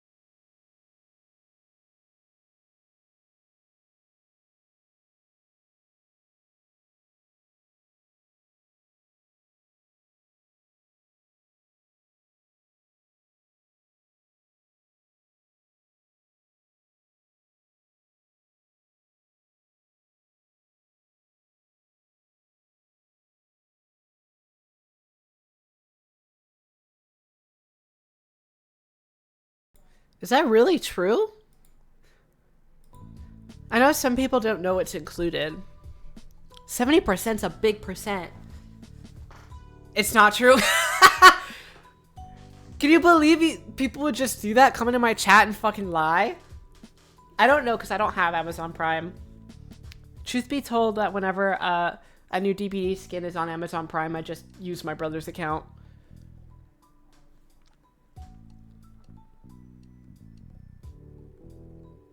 I mean, he's not gonna use it. Hydration, let's fucking go. Let's hydrate. I don't buy enough from Amazon to make the free shipping worth it, exactly. Basically, yeah, and like, we'll just use my brother's account for it. Because he lives like downstairs from us. So we just use his account. I think because he used to buy a lot of stuff for school. And no, he also got, no, it was, he had these student, or still has the student prices. Hello, I'm back. Hi. Sorry, I just went to go pee. It's okay. There we go. I used to have it when I was a student because there was a deal. Yeah, exactly. I think that's why my brother got it, because he's a college student. We're talking about Amazon Prime. Alright. I think I got Amazon Prime when I was like starting out in university. Yeah, exactly. Basically, any subscription-based thing I got was because I was a student. I had student deals. Alright, so yeah. Everyone piled into the RV. It was officially time for the trip to start. Oh, also, you all good, by the way? Like, everything's good on your end? Okay, just to make sure. And it did. Cliff took the first shift driving. He cautiously navigated the massive car out of the narrow neighborhood streets. It was touch and go for the first part of the journey. Your moms and Kyra were all huddled at the front trying to get a view of how much space they had on each side.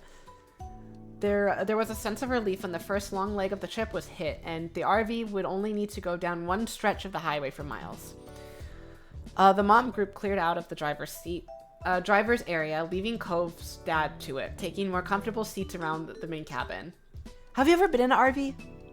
Me? Yeah. Nope. I always wanted to. I always thought it was so cool. Yeah, I don't think I've ever been in one before. Dude. I may have, but like, Maybe it's when probably, we- I just forgot about it. It's Welcome back to IQ. You felt like you could finally relax now too. Time slipped by as morning faded away. Before you realized it, the engine of the RV came to a stop, but only halted for a few moments as Cliff climbed out of the driver's seat and Mom took over. Ma was sitting shotgun, giving Mom a quick tutorial on the controls, as it was her first time driving anything this large. Yeah, I'd also be fucking, like, terrified to drive this thing. I already can't drive. Like... I can imagine, like, driving, like, something as big as this or even a truck. Because it feels like a bus, too. Like, there's just so much... Right. There's so much area. Yeah, and, like, turning is, like, completely different. Yeah, it's scary. Ugh. I always get so nervous when, like, buses make sharp turns, even though, like, the bus driver is, like, trained to do it, but I'm like, oh god! Yeah, just give me one. Oh, no worries.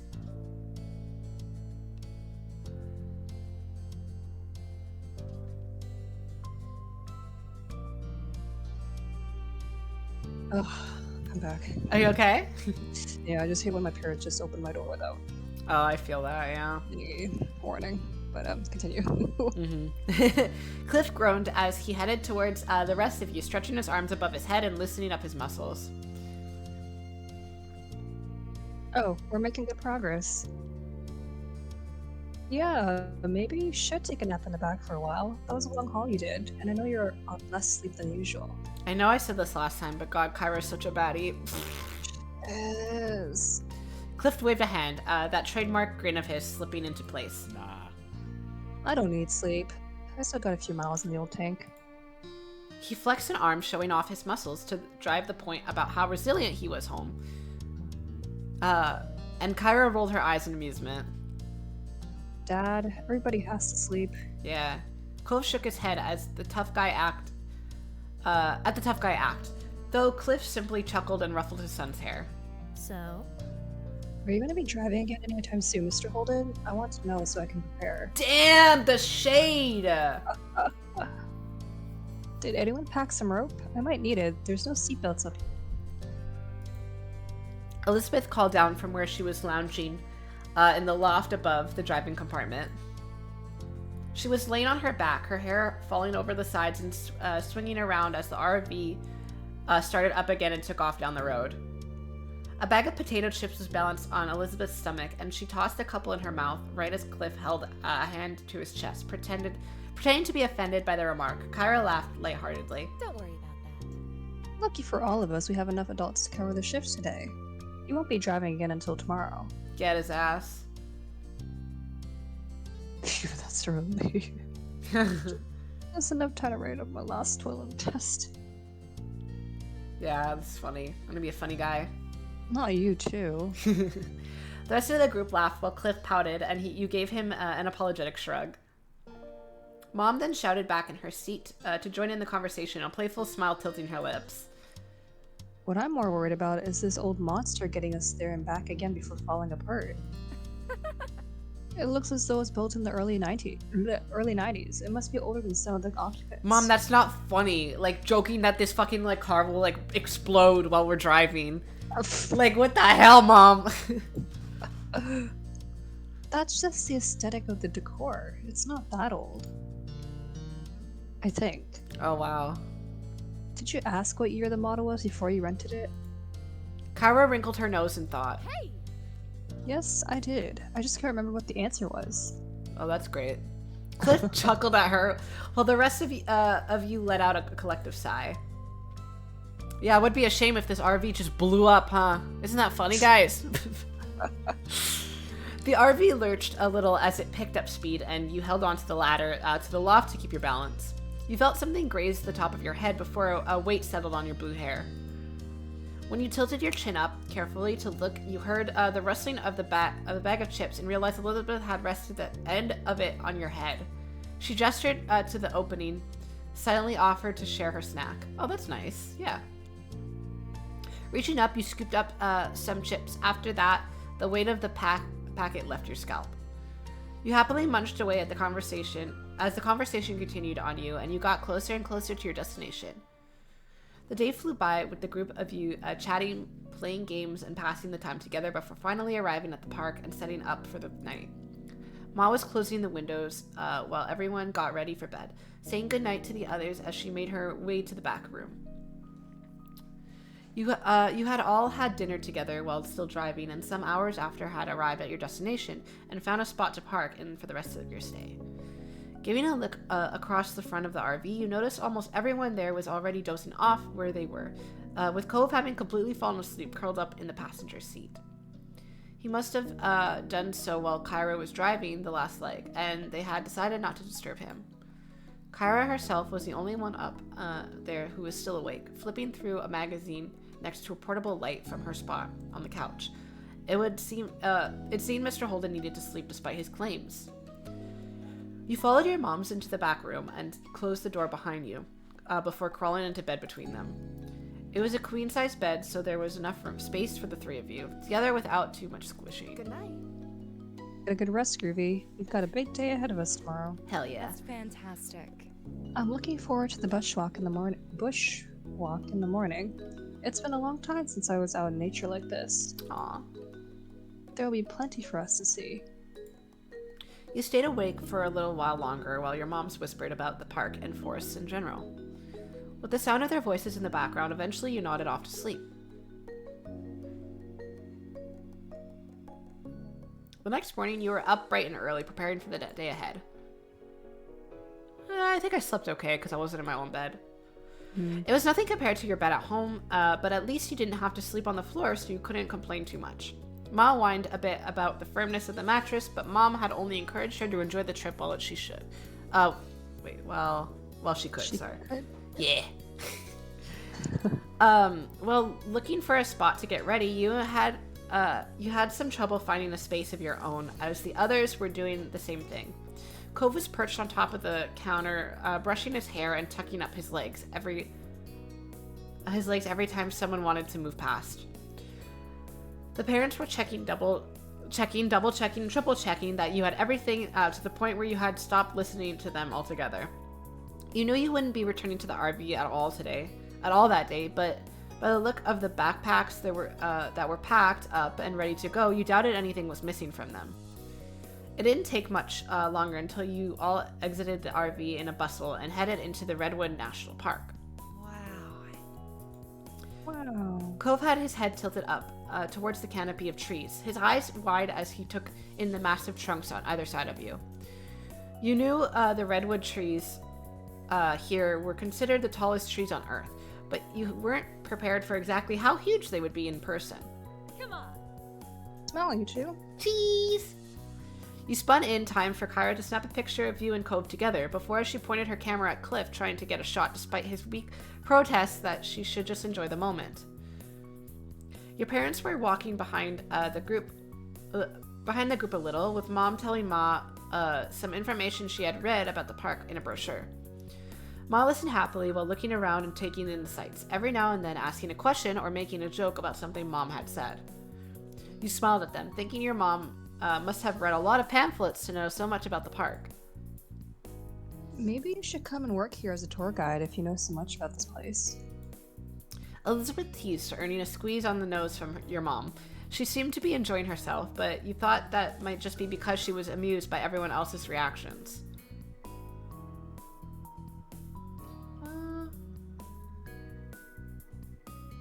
I think we're fascinated by the beauties of nature. Mm-hmm. Bird calls echoed all around you, and once or twice something would rustle under the underbush. You strained your eyes through the trees for any sign of wildlife and managed to catch a glimpse of a rabbit bounding through the foliage. Oh my god, it's so cute. The adults The adults had decided on some casual nature walks rather than any serious hiking, and you strolled along at your own pace, taking in the scenery. Elizabeth sped up a little, smirking at Cove as she fell into place between the two of you, and immediately you could tell by her expression that she was going to say something taunting. I can't believe our families are actually going on vacation together. Hey, Lurk, enjoy your lurk. She threw her arms out, speaking with a genuine sense of bewilderment. I would have joked about something like this happening, but now I'm not sure I want to give them any more ideas. Cole smiled at her, even if it was a little awkwardly, and continued walking along. Just watch next year. They'll be talking about their next new amazing idea. She put on a fake voice deeper than her own. We should just sell both our houses and move in together. Think of how much we'd save on the mortgage. It was clear that Elizabeth was being sarcastic. Cove simply shook his head, not really bothered by her. You supposed he was used to it by this point. But seriously, they really do act like we're a single family just because we live across the street from each other. I think that's cute. We kind of did this with my cousin's family. We would go on vacation together all the time. Mm-hmm. Were you guys had your houses close together or something? We live in the same neighborhood. We're not that close. It's a 20-minute walk, but we would always plan vacations together. I guess it's because me and my cousin are very close in age. Like, he's literally a year and a day younger than me. Oh. So we just go on big family vacations, and because we both had the thing of we would go on a family vacation every year, right? So we just might as well do it together. So we go to beaches and stuff, and yeah, that sounds like a lot of fun. It's really fun.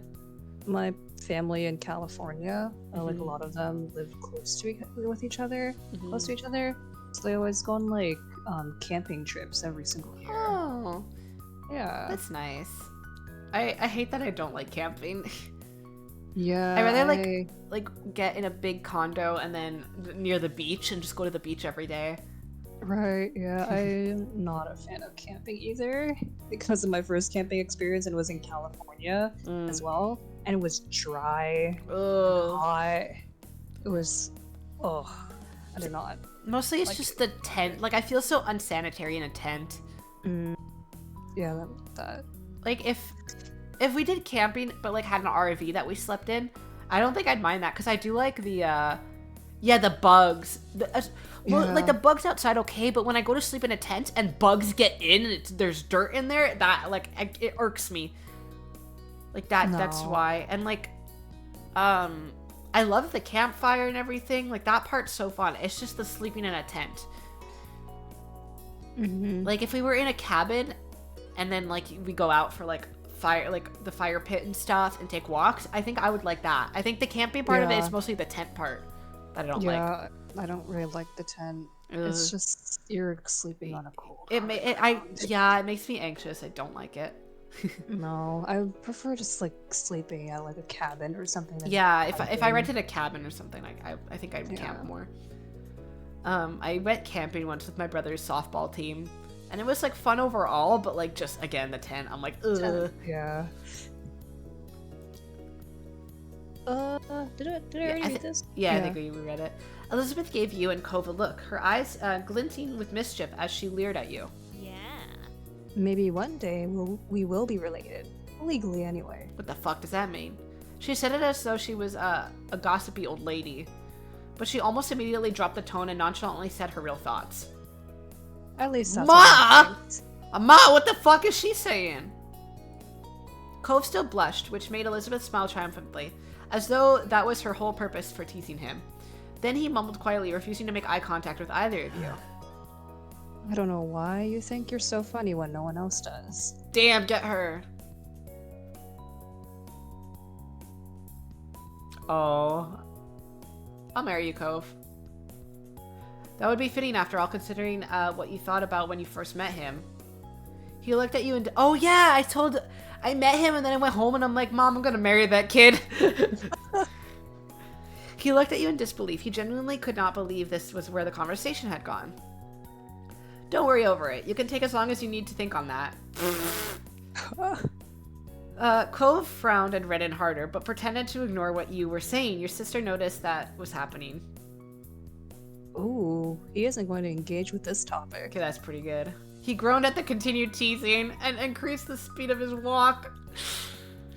The day continued on with plenty to see and experience. You passed a few different activities that you would have liked to try out if you had the time, such as kayaking and rock climbing, but Ma said that would have to wait for another trip. There was a little stream during the walk that you sat beside. They sat beside and set out a picnic for lunch, nibbling on a selection of fruit, sandwiches, and chips. Oh, I love picnics, though. Mm-hmm. There's a lot of like parks, like open parks around here, like near the water too. Like I took a walk near the water last week, and there's a lot of grass area that people like do picnics. Oh, it's so nice. Picnicking with friends sounds like a lot of fun. I picnicked like years ago. I would love to go on a picnic again. Mm-hmm. Various birds flew by over your head, and you made a game out of guessing the species that were hanging out in the trees nearby. Oh, also there was like a month ago there was like a really bad ice storm, and when we went on our walk, I took a bunch of pictures of all like the huge fallen trees that were still like in the way. Like it's crazy, man. There's like a lot of damage. You even managed to get a couple of them right, including the kingfisher that grabbed half of Cliff's sandwich. Aww.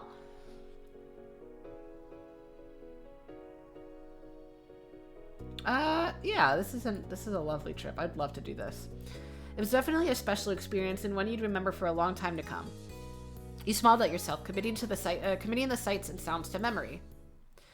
Your group made it back to camp just as the sun was setting in the sky, and the stars were appearing one by one. Everyone had enjoyed different parts of it most.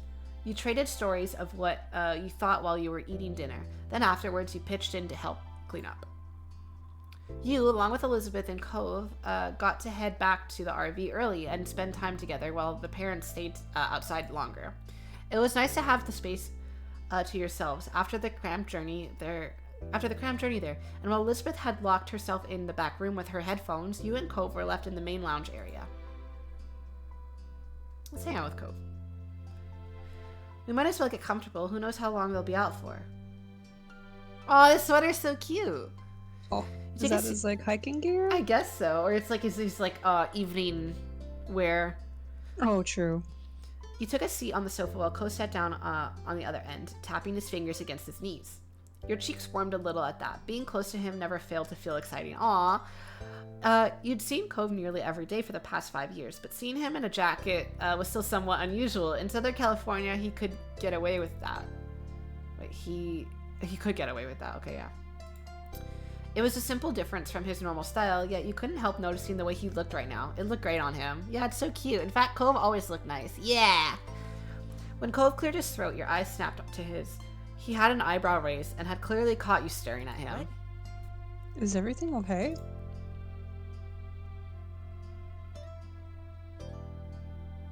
Yeah, it looks nice on you. Let's just be honest. Cove immediately blushed at the unexpected compliment. What? He didn't say anything more than that one-word question. You decided to elaborate further. You know, I hardly ever see you wearing a jacket, especially in summer. Oh, yeah. I like wearing as few layers as possible. It's easier that way. I'd rather be cold than extra hot, and it's kind of a pain to carry extra clothes around. My parents made me bring this jacket. I get this 100%. I'm the same way. They're bulky and heavy, and they usually make me feel too warm. Cove smiled lightly at you and nodded. I've noticed. What the hell does that mean? You perked up hearing that. He noticed you too? What do you like to see others wear? Hey, what kind of things do you think are nice to see on another person? Cove's eyes widened at the question, and his defensive reply seemed to slip out before he had the chance to have a proper think about it. Nothing. Scoozy? Scoozy! What the fuck? Oh. That was funny. You laughed out loud and Cove gave you a dry look. Come on. Mom, that's not what I meant. You composed yourself and sat up straighter. All traces of laughter disappearing from your face. I love him so he's so cute. Answer with what you do mean then. Isn't there anything at all you think looks good when you see it on someone? Cove mumbled under his breath, and you couldn't quite catch the words. He was having a difficult time with the subject.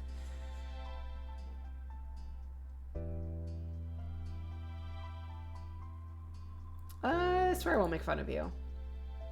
That's not really it. Really like your guys' vibes. Aw, thank you. Oh.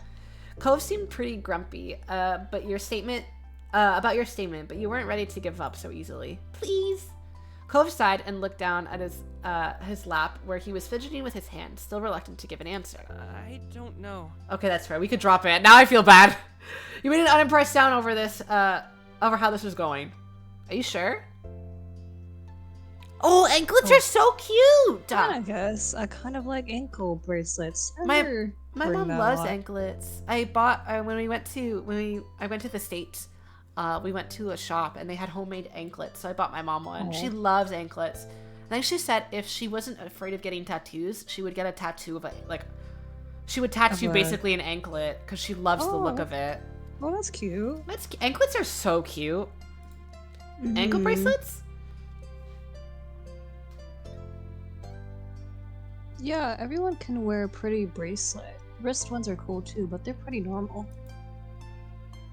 There's something fun or flirty about ankle bracelets. I get that. I get it. I mean... It's more special or something. I don't know how to explain it. Yeah, ankle bracelets are so cute, especially like if you're like a pretty woman by the poolside and you're like in your cute swimsuit and you got a beautiful anklet. Like, anklets are so cute. I personally don't like wearing them that much. I think like there's too much like sensory stuff around the ankle. I don't think I like it. And I guess I'd get worried if I go swimming I'd lose it. But like I understand the appreciation for anklets. Yeah. Cove brushed his knuckle against his cheek awkwardly, seemingly unsure where to go from here. So you think they're sexy? I don't want to make him more nervous. I think that's really funny though. So you think they're sexy? What? I feel like this is... No, I can't believe you use that word to describe it. I think this is a conversation that stupid teens would have. Jesus. Are you okay, Belle? Oh no, sorry. My dad was sneezed and scared the shit out of me. Oh, it's like, did someone come in the room? My dad also sneezes super loud. It's like, oh. Jesus. Cove had been absolutely scandalized by your statement. You could only laugh. When he said nothing else, you took a moment to gather your own thoughts.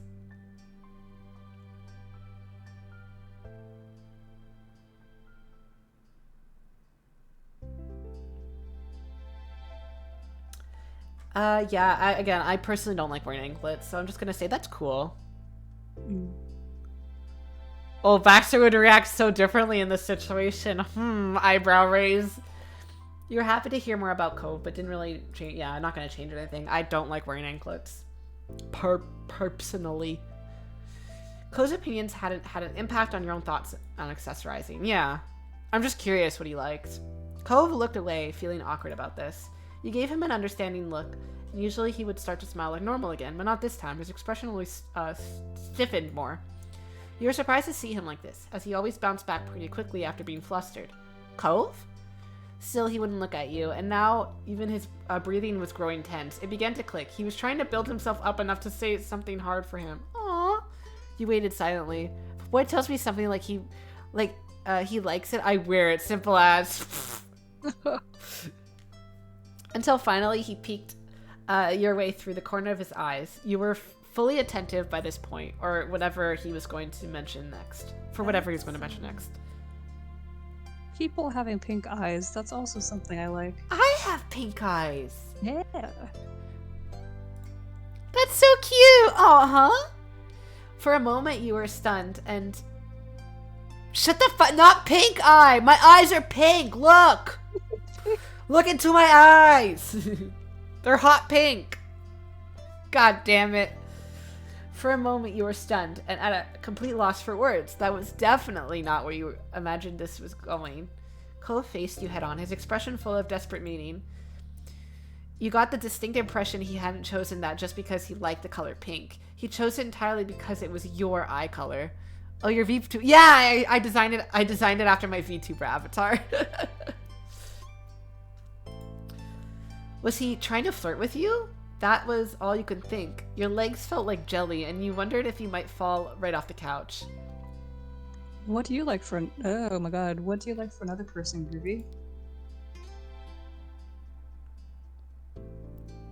I kind of just want to be like, do it right back to him. I feel like everything about you is like too cliche. Blue eyes. Got ya! Cove blushed a deeper shade of red. He can dish it out, but he can't fucking take it.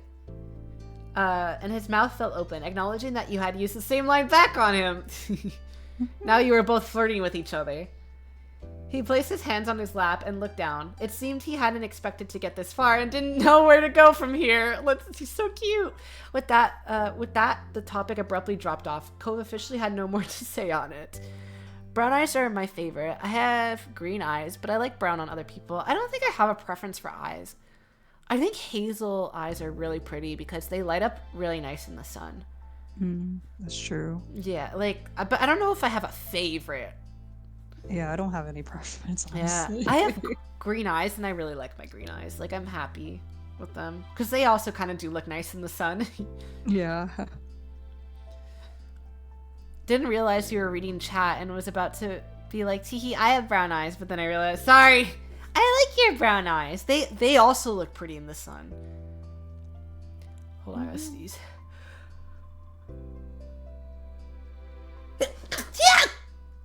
Bless. Excuse me. Mine are kind of hazel as well. More on the green side, hazel. Yeah, I kind of feel that. Mine are like a drowned out, like, green. I don't know if that makes sense. They're not, like, vibrant. But they are green. Just, like, dark brown. I think dark eyes. I like dark brown eyes. Could be really nice, too. I think blue is really nice because it's, like, rare. But, like, again, I don't think I have a favorite. Like, I think all eye colors have, like, very... Like, they're all, like, very special in their own way. Yeah, no more to say on it. The parents all arrived soon after, each of them climbing into the RV and finding some place to sit down and rest their legs. I like dark brown eyes. Green eyes are the rarest. Wait, green eyes are rarest? I thought blue were. I like all eyes, I think. Yeah. I didn't know green were rarest. That makes me feel special. Yeah, because, like, no one in my family has green eyes. Like, my immediate family, they all have brown eyes. I have cousins with blue eyes, but I don't know where the green came from. I'm like, no one in my family can pinpoint where green came from. But it makes me feel special. Tee. Elizabeth, having heard my mother and father both have hazily green eyes, but I got brown. Does your grandmother have brown eyes? Elizabeth, having heard the commotion, came out from the room. The first time since arriving and joined you all. Yeah, okay, so you might have got it from her. Like, your mom might have had the gene, the recessive gene, or whatever. I forget what it's called, but you know what I mean. Gotta love biology. Yeah, biology. I remember we used to have to make tables and stuff for that in biology class. God. Yeah, like the recessive and what is it? Dominant gene. Yeah. Oh my god. You spent the evening chatting and playing a few games, enjoying the last evening of the trip together. Poonette squares, my beloved. Oh yeah. Oh my god, I forgot about Poonette. By the way, all eyes are pretty. I just picking favorites for. Oh yeah, for sure. Blue eyes are my least fave. I think that's valid. Yeah, no, I wasn't taking it as in like, oh, so what? You think blue eyes are ugly? So you just hate everyone with blue eyes? So you want everyone with blue eyes to kill themselves? No, I'm kidding. That's not what I meant. You spent the evening chatting and playing a few games during the last. I already read that, so I just skipped it. Bedtime arrived within the blink of an eye. As the group hunkered down for the night, your mom did a final round to be sure nothing had been left behind. She explained that Cliff was going to start driving early in the morning, like on the first day, but would be letting everyone else in the group sleep. There wouldn't be a need for all of them to get up. Now was the time to check you hadn't left anything outside. You, as well as everyone else, were confident you had it all packed inside the RV, which meant it was time to get some rest before the journey home tomorrow. Your mom's what are you, racist? What do you hate? Oh my god, that reminded me of that experiment that teacher did, where she like segregated kids, like to teach them about racism. She segregated kids based on eye color. I just like really liked that experiment. Like I watched it in class a bunch. I think in my cause I went to school for like child education, so we watched that documentary. It's a very interesting documentary, I think. Like, some of it is, like, outdated, but it was very interesting. Like, the kids in the class, like, they were in elementary school, and then they came back, and, like, they come back as adults later, and they talk about how they actually learned a lot from the experiment. Right. It's really cool. It's actually a really cool experiment. Like, the teaching kids about differences of stuff, that's neat. Like, it was specifically to teach them about, like, racism, and, like, how black kids would get segregated. So she would be like, okay, so today, like, you, like, brown-eyed kids are not allowed to play on the playground with blue-eyed kids. And then blue-eyed kids get their, like, for, like, I guess the lunch line or snack line, like, the blue-eyed kids have to go in the back and they get their, like, snack last. Right. And then, you know, she never, like, let's say, like, she won't, when kids raise their hand, she'll only pick the brown-eyed kids. And like they were like, oh, like it made them feel like very bad, like, and she's like, well, yeah, that's what like black kids have to deal with every day, and like she would teach them about that. I guess that's one way to show a kid how to understand something they maybe not experience well. Yeah, I think like there was some backlash of how it seemed very cruel,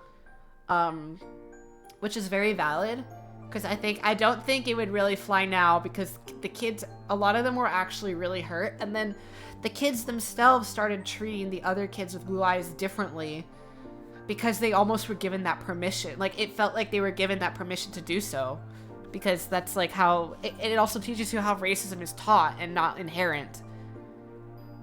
They invented racism, basically. Speaking of racism, weird segue. I always found white supremacists funny in the same sense that, like, as preference go, like, more blood and blue eyes you are and less subjectively prefer you. Superficial sense. Oh, yeah. Humans are, yeah. Anti-Aryan moment.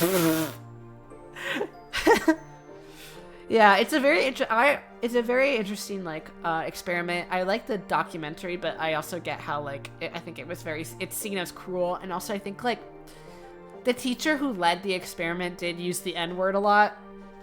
To explain, like, the thing. So it's very dated. Yeah. Yeah. But there are things to, I don't remember the experiment. I can look it up later, but it was from a while ago. Because when we watched it, we were watching, like, the part that included the kids when they were older. In college. Because it was for a college class. Yay! Yeah. But they, like, the teachers were like, yeah, this is pretty outdated information. You know, there's a lot of backlash, and, like, there were a lot of people who were not happy with it, which makes sense. But again, I feel like it was a very interesting thing to do. Sorry, this got super, super deep all of a sudden. Your moms and Elizabeth said goodnight, heading to the back room while you climbed up to the loft. Oops, clicked on the wrong thing. Cove and his family got situated below in the previously set arrangement. It's fucking, yeah. You tried to get comfortable as a million thoughts were running through your mind. It was hard to believe that the trip was practically over before you knew it. You'd be back in your bed at home. And this, you know, we enjoyed it. That was fun. It was short, that was for sure. But you got to see and do so much during your time here. All in all, it was a nice breakaway from home. The minutes ticked by silently. It didn't take long for soft snores of Cliff and Kyra to drift up to you. Oh, excuse me. They were asleep now. You wondered if Cove was still awake and decided to poke your head out from the loft to find out. You blinked through the dark. Looking down the hall, you noticed Cove laying on his back, his eyes staring straight up at the ceiling. His seafoam hair was spread out on his sleeping bag. He must have felt you watching him because suddenly his eyes locked on yours. It was difficult to see much in the dim light, but you could make out the crooked smile on his face well enough. Aww. Made a silly face. Cove rolled his eyes at you, or at least you thought he did. Come over. I want to cuddle. I'm in a cuddly mood. Cove looked unsure about it, but you were happy to see him slowly start to sit up anyway. His sleeping bag rustled as he moved. The beauty of streaming. So white supremacy racism is weird as fuck, right? Anyway, let's get back. That's literally how I stream. His sleeping bag rustled as he moved, though he tried to go slow and froze up like a deer in headlights every time he made a sound, watching his parents for any sign of movement.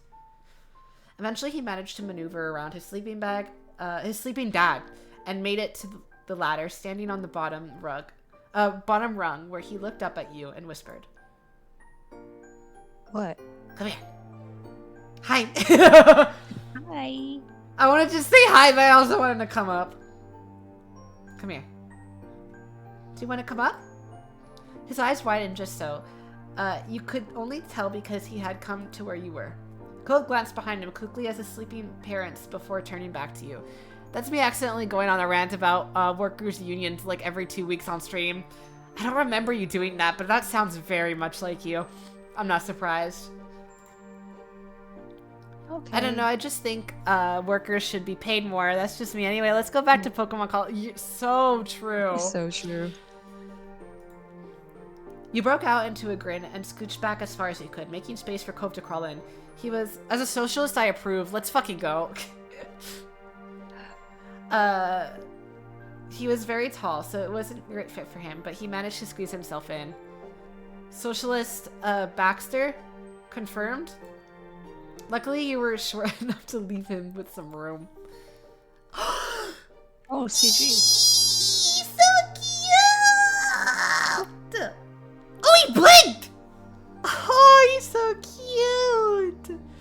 You laid down next to each other on your sides. Face to face, he got under the blanket a bit. He's so fucking cute. I'm gonna cry.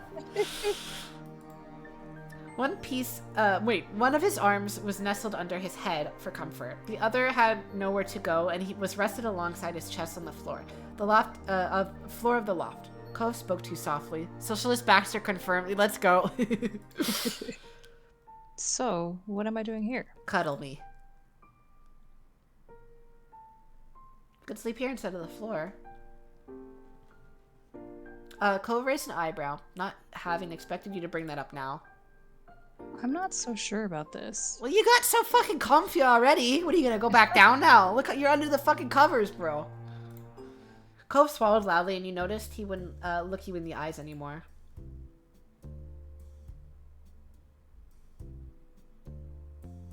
I'm nervous. The two of you had gotten really close over the years, but this was a different kind of closeness. You couldn't fully explain how you were feeling, but you wanted to continue getting close to Cove. You thought back to earlier in the evening when you and Cove had been talking to one another on the sofa. He had definitely been flirting then, and now you were here.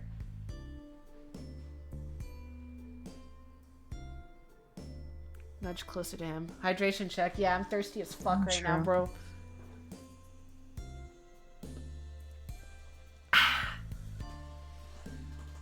Okay. Let's nudge closer to him. You inched towards Cove slowly, your legs pressed together in very limited space. Cove's face flushed, dark enough to notice even in almost pitch black RV cabin. The hand resting in front of him tightened, balling into a fist. You okay? Yeah. I'm fine. I mean, I'm not dying or anything. So fucking cute. Oh, look at his face! Cove's eyebrows bent up nervously, but his smile widened. He followed your lead and curled himself deeper into the loft and closer to you. He looked away as he did. Ooh, he's so cute.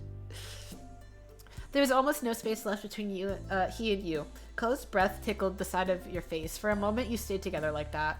Neither of you spoke a word. When your eyes locked again, Cove seemed almost taken aback by the situation, as though it hadn't completely hit him.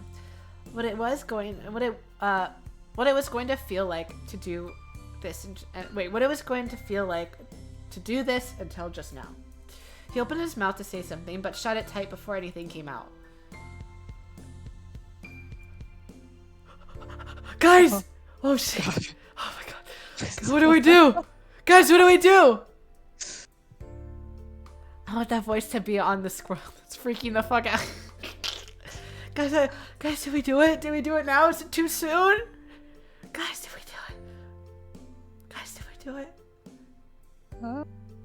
Oh god. I don't know. Is it too soon? Do we do it? I need... Oh!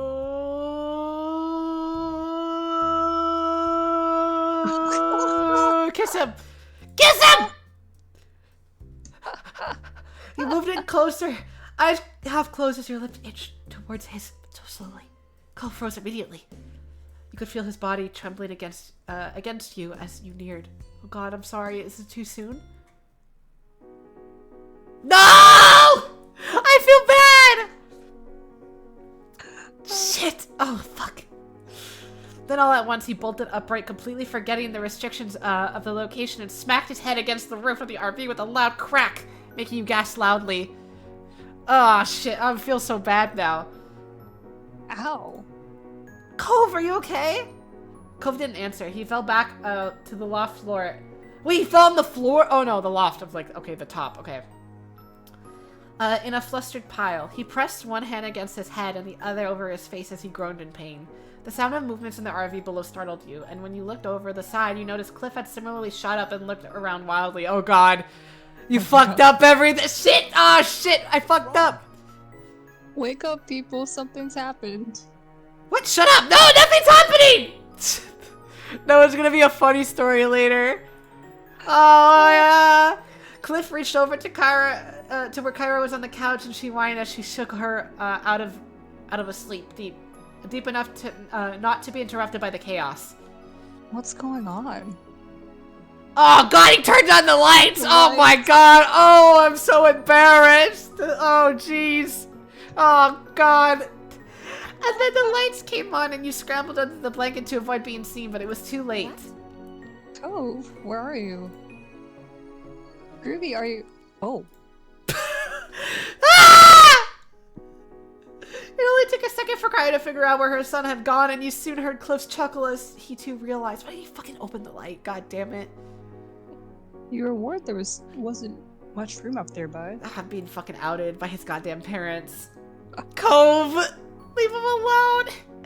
Cove groaned terribly again, but this time it was out of humiliation. He moved the hand from his sore scalp to also cover his shame rather than face his parents. Hey!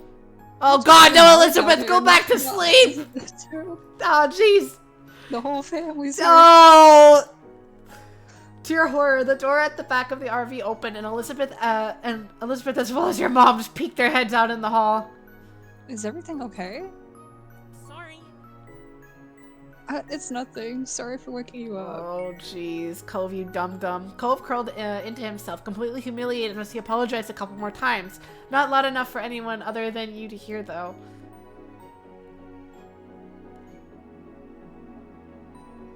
gonna laugh. I'm trying to laugh it off because I'm so fucking embarrassed.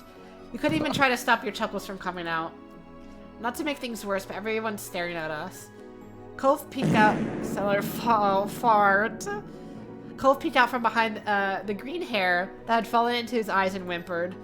Kyra casually came on over to the edge of the loft. She patted her son on the back. Come to mama, baby. Come to mama, baby. You can't stay there. There was no putting it off. Cove climbed down the ladder, his face still red as a tomato. When he reached the bottom, his dad gave him a nudge on the shoulder as he passed, trying to hold back renewed laughter, and his mom pulled him over to give his head a quick look over. After announcing it wasn't anything more serious than a bump, Cove shuffled over to his sleeping bag on the ground. He collapsed into it, not caring if he should be more cautious with his head right now. Sure. Alright, show's over. Let's all get some sleep. That would be less embarrassing than what just happened. Oh, that fart, yeah. Bro, I should just fart to distract from what happened. Like, you could hear the stickers from the back of the RV from your moms and Elizabeth. They really had been watching this unfold like it was a piece of entertainment. But at that, they quickly said goodnight and headed to bed. Oh, God. With nothing more you could do, you laid back down as the lights went off again. You stayed there completely still until sleeping finally overtook you. When you woke up the next morning, it was to the rumble of the RV as it traveled the long journey home. Blinking in the sleep from your eyes, you peeked over the edge of the loft, slowly trying not to be seen.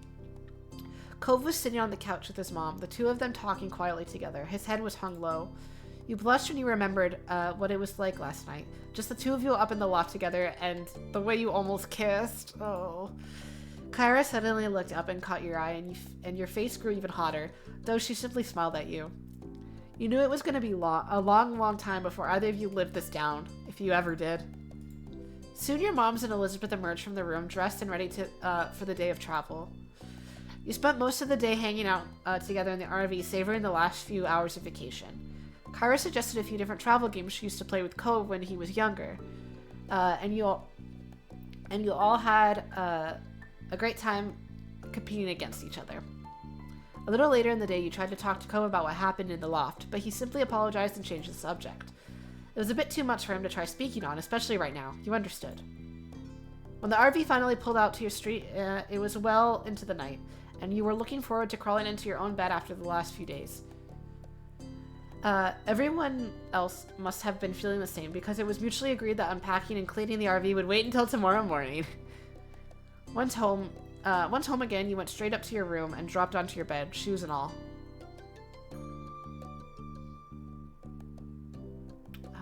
It's nice to be in your own bed. You stretched out with a smile on your face, enjoying having the space all to yourself. With those last few thoughts drifting through your mind, it wasn't long before you dozed off to sleep. Tomorrow, life would go on like normal. Oh my god. Oh, that was a ride. Jesus, my heart is oh god. Jesus Christ. I got too excited. Understandable. Oh god. Is that all for you, or do you think you'd have time for one more? Yeah, I think I'm good. You're good? Okay. Yeah. Okay, we'll continue another time. We'll get through all these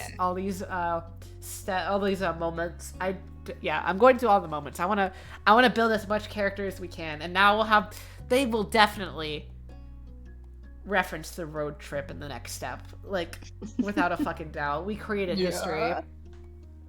History has been changed. Oh my god. Sorry. Yeah, this is what my character looks like if you could see right there. Yeah, save over there.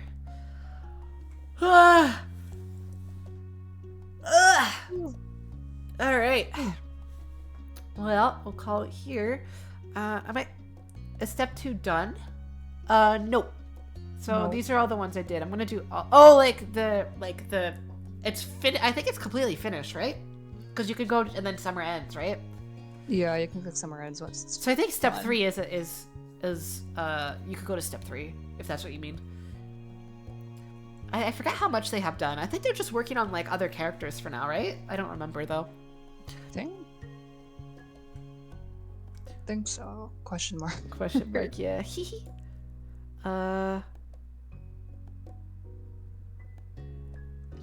Hold on, why does...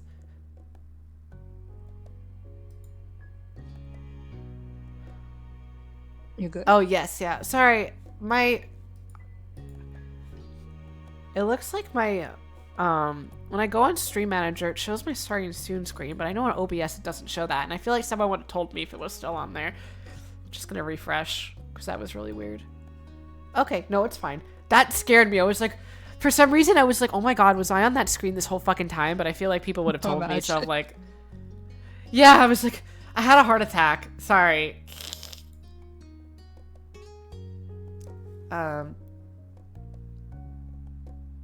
Yeah, but I'm gonna call it here. I might be able to stream on Mondays now, cause so for a raid, we're taking a break until the new patch comes out, I believe. So I might be able to stream Mondays and Fridays now, but we'll see. I'll work on a schedule, and hopefully we won't skip Final Fantasy IX next week. I was just too fucking tired. Like, the heat, like, made me so tired. No, they finished the game. Okay, yeah. That'll be pretty much all with the first game, because there's a sequel. Oh, yeah. Yeah, the other one. It's like I forget what the subtitle's called. It's Our Life something. But it's like the fall. Is that the fall one? Yeah, it's fall. Yeah. Okay. Yeah. Okay, yeah. So, yeah, what I want to do is go through all these. I need to rush to finish the game on my side so I can play the DLC, yeah. Ellie really wants Baxter. But yeah, I'm gonna... Oh, fuck yeah, I'd love to watch you stream it too! But yeah, if anyone's here who's not already in the Discord, you could join it. It's where I post my schedule, where I post when I'm live, and just we have cool chats and stuff. Yeah. But yeah, I'll call it here. I'll let Belle go. and we might come back next week. Yeah. Goodbye! Bye. Goodbye!